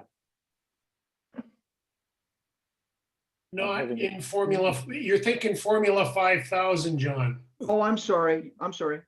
Formula. These were basically Formula 5000 cars with just a little bit of bodywork on them. Yeah. Right. Yeah. Oh, that's Jackie Eakes driving, by the way. Eakes driving that one. Yep. Yeah.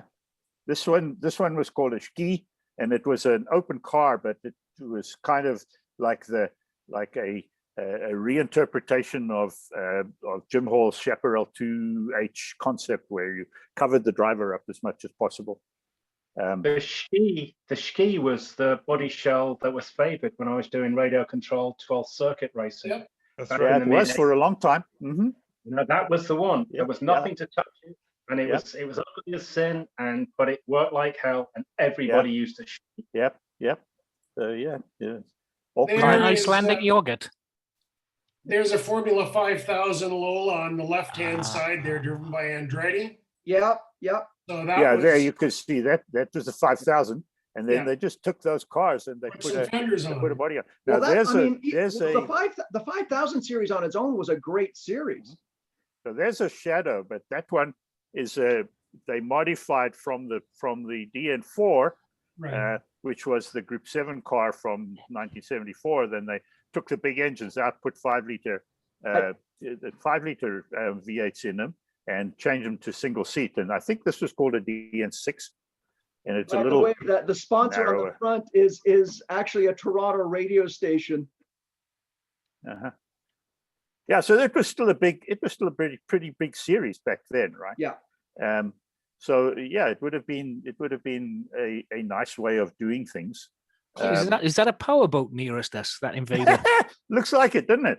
Jesus, It yeah, was- offshore. Yeah. Click on the picture on the left, Dennis. The one, the 34 best single seat Can-Am ideas. That's a good picture. That's a good picture, yeah, because there's 4 Lola T530s. These four. Oh, 1, that's- 2, that's- 3, 4, and Stephen Al Stout. Holbert's CRC or CAC1, Yeah. which was a full downforce car, right? And then there's a couple of other Lolas behind them and so on. But And yeah, that's Stephen South in the number 4 car, Al Holbert, Count Vanderstraten behind that, KK Rosberg in the number 2. and Brabham, Jeff Brabham in the. Yeah. Well, In yeah, the because Rosberg was car racing today. Atlantics as well at that point, I think, wasn't Yeah, he? he was racing everything. Yeah. Yeah, so that was the kind of stuff that was in the. So you can see what I mean when you say if you want to make a slot car genre that's not used, this would be a really good one. I guess I'm wondering why it hasn't been. Mm-hmm. I mean, Just while we were talking about Osterero and the Osterero bodies, here's another share for you. This is the underneath. This was one of their Lotus 57B. Yeah, that's the car that Fittipaldi refused to drive, wasn't it? Well, he drove it at Monza. Who's This driving was the it there? this was the year that they drove it there in these funny colors because Lotus didn't want to go anywhere near it because of the death of Jochen Rindt the year before, and they didn't want to have their cars impounded, so they gave it a different name as a different entrant and did all kinds of weird things. But that's a fairly heavy resin body. Of course, when you're talking about resin on a Formula One car, the fact that these bulbous sides here were full of resin actually helped the car because it gave the whole car a little bit more weight. And that was actually a very nice running car. Belonged to a friend of mine who lived in Norwich, who's passed away since then. I understand that some people have some other show and tell as well. Oh, there's Big Dan. Yeah, g'day, everyone. Well, Dennis, someone has actually stolen your thunder down in Tasmania. I'd never, like Greg, I'd never heard of the single-seat Can-Am class. Yeah, until about 4 years ago, and the local guys are producing these. One particular chapter's been doing a variety of resin bodies. Okay, cool. Know. Yeah, I'm not sure. Is that the McRae or something like that? Something like that's a McRae, yeah. Snoopy nose, yeah. And they were using it was a one chassis class, so we were using an HRS, one of the early HRS angle winder, and had to have a particular slotted motor. And I've actually raced in that series twice now over the last 3 or 4 years. So yeah, we've beaten you to the punch. Nothing new anymore in the world, yeah. You know. Yeah, and I'd like to sort of offer a response to one of your earlier comments about designing a car to move away from the slot. I do that all the time, but it's just due to lack of ability. Yeah. Cool. Yeah, those are nice. Are they 3D printed or are they cast resin? Are they casting them out of resin or are they 3D printing them? Oh, you're muted. You muted yourself. There you go. Yeah, no, just more finger trouble. I just couldn't unmute myself. Logo. Yes, it's just red. I'll just turn it upside down and. That's a casting. It's nicely done. Yeah. One chap in particular has been doing them. I think he made about 8 or 9 different body styles. So if I can get some photos from the guys down there next time I travel south, I'll certainly. Okay. I was looking through our archived results to see if there was something in the photo gallery, but they've had trouble with their websites recently, so Okay. I couldn't. Is this the guys that run with Phil? Yeah, that's right. Yeah, Well, actually, the guy that I'm talking about, I first met him in about 1974, running in state races, so he's nearly as old as me. Wow. Is anybody as old as you? Yeah, I think his name was Methuselah. Yeah. Now, Giovanni, you have something you want to show? Yeah, so let me share the screen. Found the G-spot. Lucky comment. you. Oh, now we're looking at your folder of pictures. You might have to reshare your pictures. Yeah. It's oh yeah. Yeah, you're gonna have to reshare your picture viewer. I just love how everyone's folders look exactly the same with these shots of cars all over the place. I think that's awesome. I've got a quick one for Courtney. Oh, GB. Oh, here we go. After. Okay. No, yeah, you need to show something. Do you want me to stop sharing? No. Go.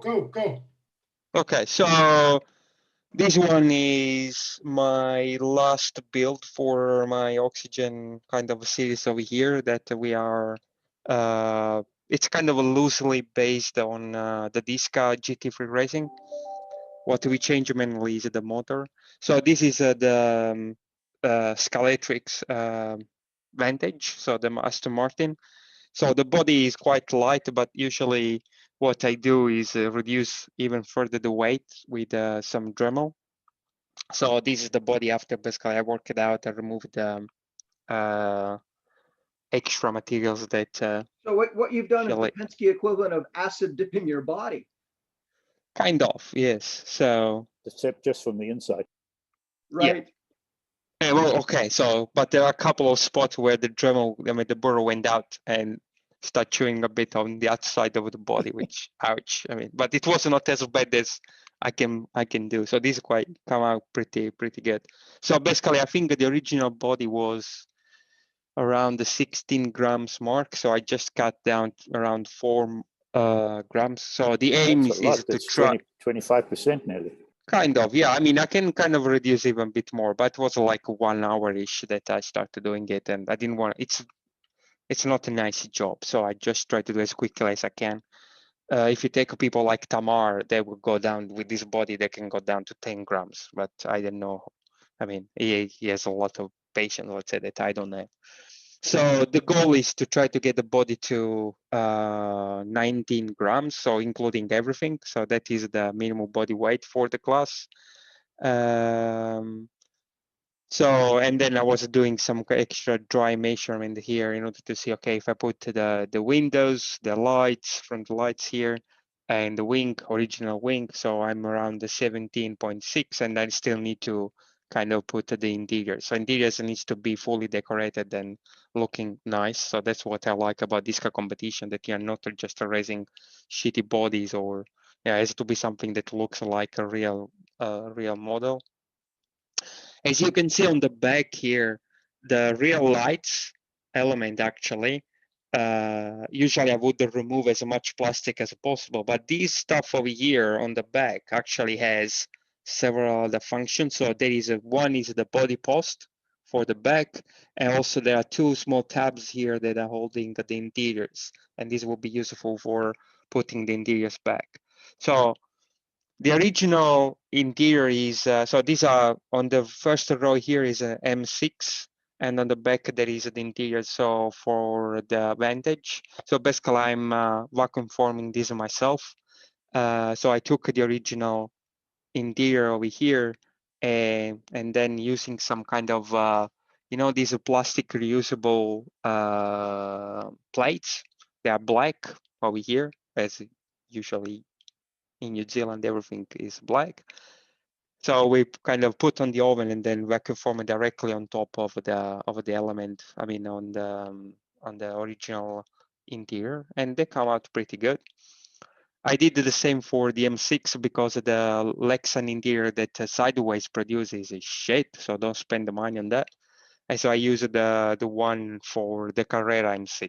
So after doing a bit of playing around with a bit of blue tack, because there are so many kind of details that the vacuum formed plastic will go everywhere, and then it's kind of a mess to get out of it.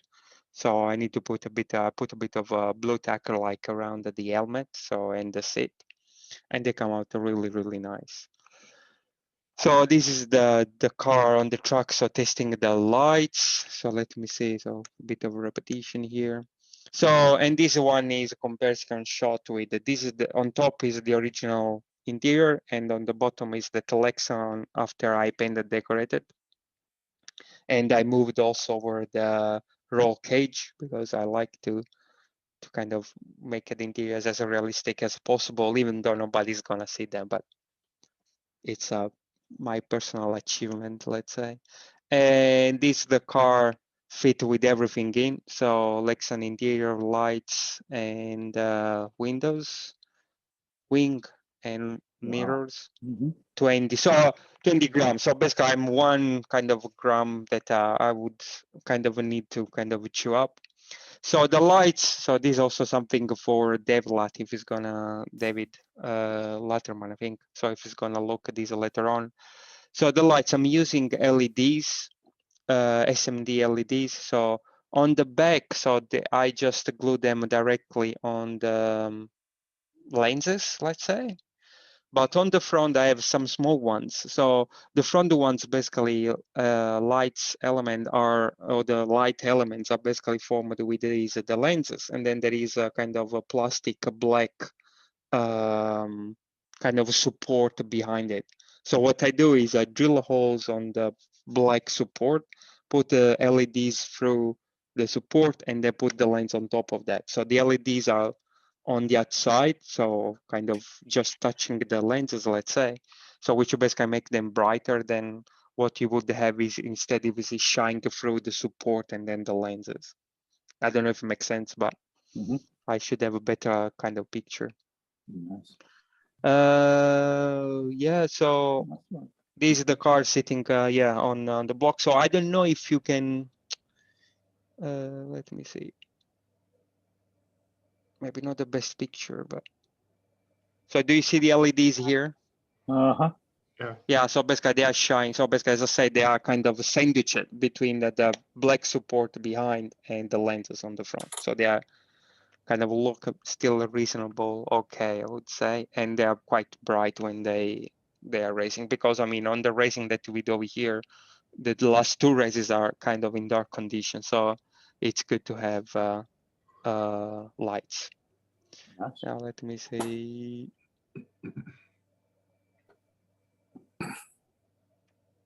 Let's see if I can move on to another.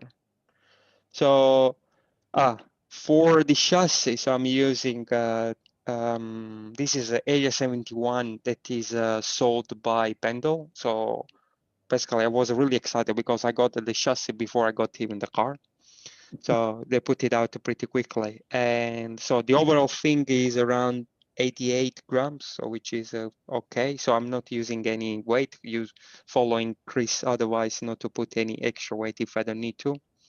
Front the guide is a thunder slot guide, which fits pretty well, but I'm not sure if I'm gonna maintain that. Maybe I would change a bit later on.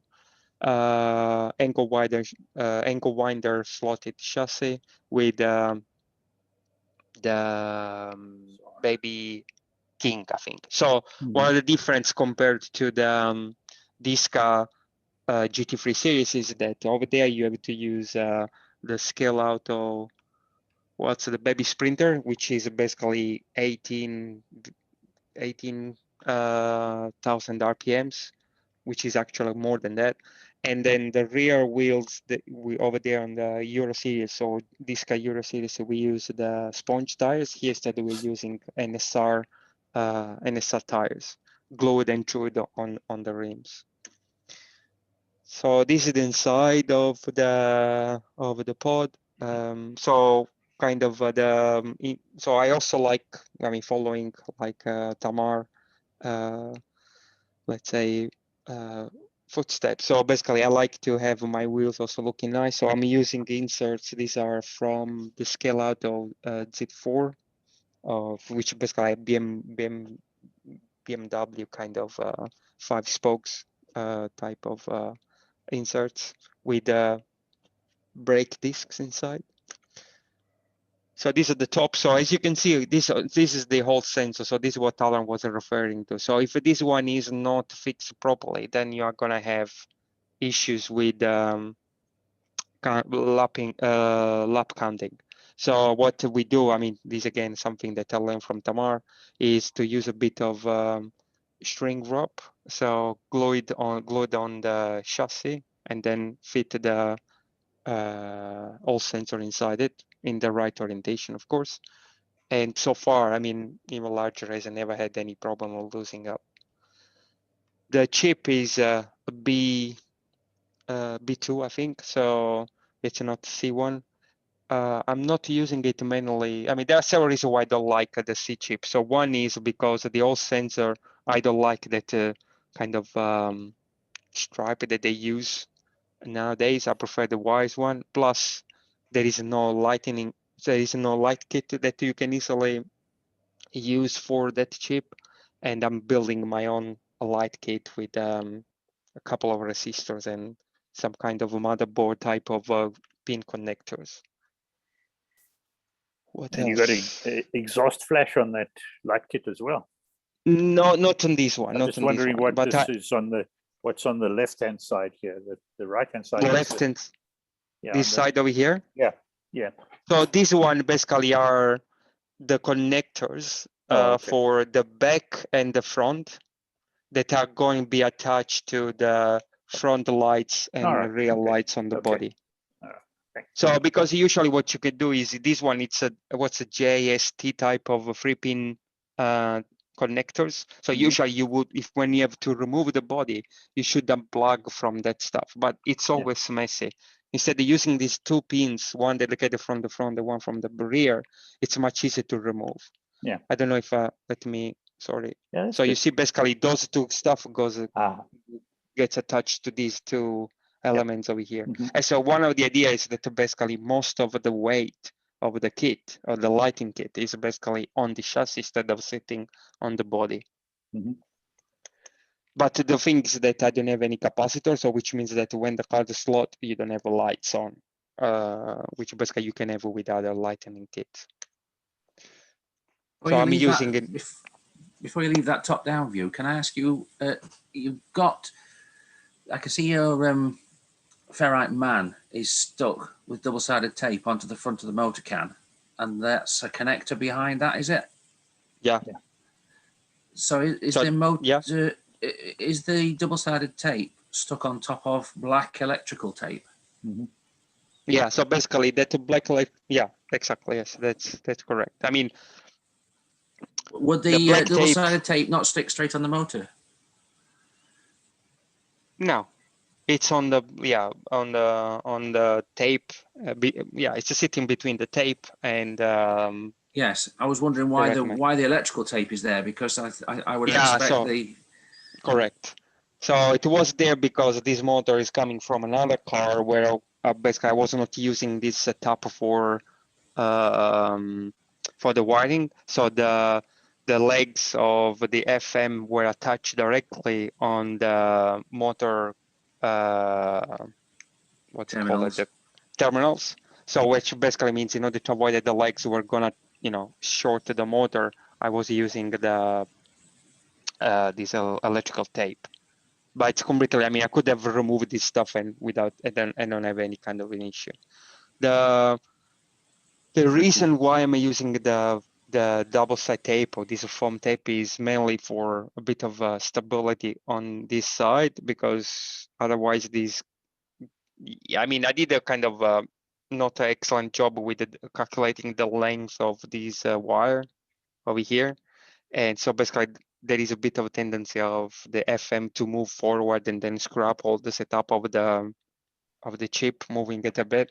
It's not huge stuff, but I mean, just to give a bit more stability around there, I put the double side tape.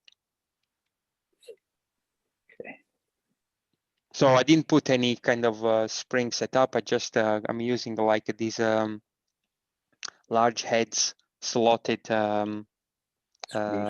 screws in order to avoid any kind of a back and forth or side movement of the pod. And then here you can see this tape for on the front, and I also put a bit out here now on the back, so just to give a bit more control. I'm using the twist that was suggested by Greg here for the braids, and here it's where the LED. So actually, so this chassis was designed, I think, for the C chip. And so you can see that there is a double holes here for having the LEDs of the C chip shining through. So which means also this part over here was quite narrow. So for the B2 or B1 chip to fit there, so I had to kind of Dremel out a bit of material over here. And then, as you can see, sitting pretty back. So the LEDs on the chip will be around here. So basically, I put on some LED, external infrared LEDs on wires, and is basically sitting now here. Apart from that, I think, yeah, this is yeah, so this is the car all set up, running. So this is not in brake lights and front. So I was planning to put, yeah, I like to put the fog lights as well, but I need to muster a bit of courage of putting holes through this stuff, because Scalextric's body that is more on the GT3 body, not the GTLM, does not have any indication where the fog light should go. So maybe something that I will do on one stage. So I raced this car for the first time last Wednesday. So, and basically first race was a disaster. I kind of came 4th out of 7. So which it's a disaster for me. Usually it's first or second. So yesterday I didn't do any tuning, so I just need to get used to the car, and yesterday was much better. So, and this is usually pitched against NSR MG, so which is I think it's the only good GT3 car done by NSR. That's my personal opinion. And the guy driving is also a hot driver. So man, yeah, it's hard work, and with all the simulation stuff, it's kind of triple the fun or the tension. Great looking. Yeah, that's me. Good job. Do you say this is the best GT3 body that? No, I'm not saying that. I mean, the NSR MG is the best NSR GT3 car ever done at the moment by NSR. And is its body naturally very light and competitive with the work you've done to this, or is this is this the same weight as the original? I didn't get you. When could you please repeat? I was inquiring whether the body shells were the same weight out the packet, or is the NSR naturally a lot lighter than the Scalextric to begin So the with? NSR is much lighter. Actually, the NSR is, so don't tell the other people racing with me, but the NSR that guys are driving is 70 grams. Wow. So it's a bit lighter than this. But although it has like the rear wing is a lightweight. I mean, in the NSR MG, the rear wing is a lightweight. And actually, I'm using the rubber one for Scale Auto AMG. So in case you want to have a rubber wing for NSR, you can use the one from Scale Auto. Yeah, so that one is a bit lighter, but yeah, but it's I don't know. I mean, yeah, the cars are pretty similar also in lap time. So there is really 0.2, 0.3 of a second. So.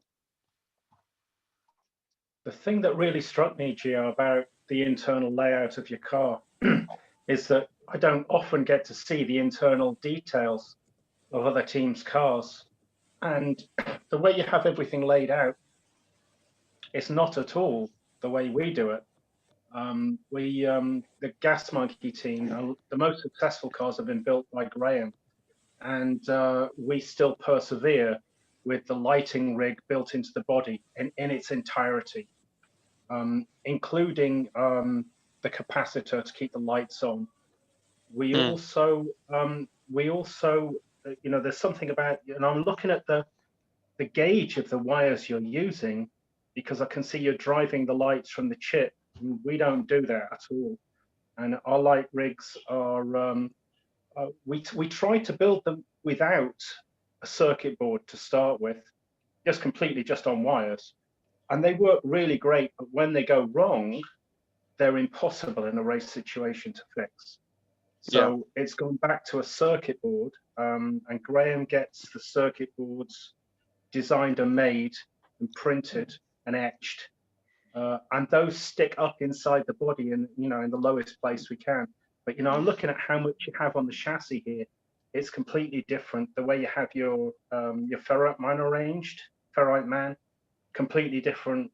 You know, how you have, in fact, just about everything. It's a different way of doing things. And so the FM basically, it's almost like I'm experimenting all the time. I mean, so, but I like to have that connector over there because, again, I mean, it's not for this competition that I do over here because I have plenty of cars. But again, for a disc car racing event, for instance, if my chip is gonna blow up, then I can easily remove it without using any soldering. So I can just remove unplug the rear connector, so the ferrite main stays on the motor, and then on the front is just a matter of removing the grab screws from the guide. And everything else. Say again? I did find some little bullet connectors, really gold-covered, coated bullet connectors, so that I could pull and push all of that, very similar to what you have there. And in the end, we've completely abandoned that as a direction, because the truth is, you know, in any kind of endurance race, say a 3 or a 6 hour race, if you have a failure where you have to change the chip or change the motor, you are not winning that race. You are not winning. And so we go for the kind of make it as resilient as possible, But if it breaks, we have to admit we'll throw our hands in the air and say we're done here. We're not winning. Yeah, And it's so all the our- strategy. The way which I see is that, I mean, someone else can have the problem. So if you have, you know, and if you are able to kind of recover some time out of that, you must still be back on the race. Yeah. So it's kind of, yeah, different philosophy. I mean, yeah. I mean, if I want to go even more extreme, so I kind of, one of the first races, so I put one of these, I put basically these kind of same connectors, removing all the plastic. I soldered them on the front as well, one each side. So basically I could even like remove easily the stuff from here. Yeah. Yeah, and again, on my early B2 chips in the Kessel Run team that I ran with Mark Long and Michael Kean, we did exactly that. We did exactly that. But the truth is, the more of those connectors you have, the more likely they are to go wrong. And if it goes wrong, you're not winning that event. You're not winning. Unless someone has a bigger problem than you just did. Can be a liability. I mean, but so far, I mean, I'm not saying, but yeah, again, I don't know if I'm, I mean, it could be that I'm just like, I mean, never had any kind of issues like that. I mean, that basically connectors failed or anything like that. And a lot of these kind of, you know, layout. So for instance, over the different wires and stuff. So for instance, as I said, the whole sensor comes a lot from what Tamar does. This kind of layout for the light kit that I'm doing myself. This is something that an idea that I got looking at the 124th kind of chassis and light kit prepared by Fola. So where they have everything like on the chassis. And one of my ideas would be that at one point, if I kind of learn how to, I would like to put also maybe a pluggable capacitors, and then try to kind of, you know, wire from here and blue tack the capacitor here, for instance, in order to balance. If I want to do that, I mean, at one point, or maybe around here. I mean, there is still some kind of space. I mean, the wires here, they're quite they're quite long, so they're very long. I mean, they could be done in a bit of neater way if I want to kind of be super kind of precise, let's say. But the idea is that I can reuse this light kit in other cars if I want to. So I always, depending if I'm doing stuff for my competition around here or long or kind of, you know, more. Lighting kits are not a bone of contention, but a difference of opinion in Gas Monkey team. Because for me, the Z Machine lighting kits are bulletproof. They work and they light everything. You've got exhaust flare, you've got the flashing rear lights and front lights, everything. But that comes at a cost of weight. And Graham's approach is much more to build a custom rig that is much less than half the weight of that. And you know, the way we run that team is the guy that gets to build the car runs the team for that event and gets to say what goes in the car, how it's run, gets to tell people who's racing, when you're driving, when you're not driving, and where to stand and where to marshal. You know, we make it it's not a democracy. You know, whoever gets to run that democracy race, do not work. We know that. Yeah, whoever gets to control that race, who builds the car, who runs the team, you say, this is your team. And that means if we win, you get to take the trophy home. And Graham took the trophy home when we raced. The Z Machine now has come up with a new kind of lighting kit. I don't know if you've seen that. The best is like a small battery, and it's even light. I think it's 1.2 grams. It's amazing what they did. Yeah, so something to look for later on. I will certainly look out for that. I will go and look for that. That's for sure. We're past our 2-hour mark. Nick, do you have a quick question? Just quickly, looking at all those little bullet plugs to unplug this, unplug that, change that, all that adds weight. Yeah. All of it adds weight. So you've gone to all that effort to remove weight here, weight there, you know, to get the thing to within 88 grams or whatever your weight limit is. But all those little plugs, they all add weight. He's making a trade-off. Instead of just running a wire, it all adds weight. Oh, he knows. And, he knows and using blue tack to stick wires down and stuff, that all adds weight, you know, but these are different approaches to the same end. And even within our team, we have different approaches. And right now, Graham's clearly winning the argument because his cars are better, clearly better. So, And also with the light kit, you add a capacitor to that light kit, you're adding about 3 grams to your body weight. Or to your chassis sure. weight, depends on where you But put the it. thing is that so you have specific regulations. So in the like 6 hour or 12 hour or whatever 24 hours race, for instance, you need to have capacitors because if we run in night conditions, so you need to. I mean, the marshal needs to see the car. So basically, you don't have any option there, right? So the other thing is that you need. I've done it. Yeah, so you also need to add the connectors because how you're gonna remove the body if you need to do maintenance. So otherwise everything is gonna be hardwired to the chassis, right? And the idea of putting like those extra kind of bullet connectors, or you call it, so it's that basically most of the weight then is gonna be sitting on the chassis and not on the body. So I kind of also try to remove as much plastic or extra dead weight from the body that I can in order to kind of account for whatever extra stuff I'm going to put on top of it, right? So in order to get to my minimum weight. So it's basically you have a rule set that you have to abide to, and then how can you try to maximize, let's say, the performance of what you need also for convenience and ease of maintenance, let's say. Don't know if so it's basically a trade-off, right? I mean, of course, it is. Yeah, it is absolutely a trade-off. Yeah, it's whatever works for like everybody builds a car differently. Yeah. Chris, you were saying you had something to show. Is it something quick, or should we save it for next time? Chris is gone. Oh, is he gone? Okay. He has something better to do, and we're way past our 2 hours. I'm going to hit the stop button. We can keep chatting. Come to a live chat, everybody. Bye.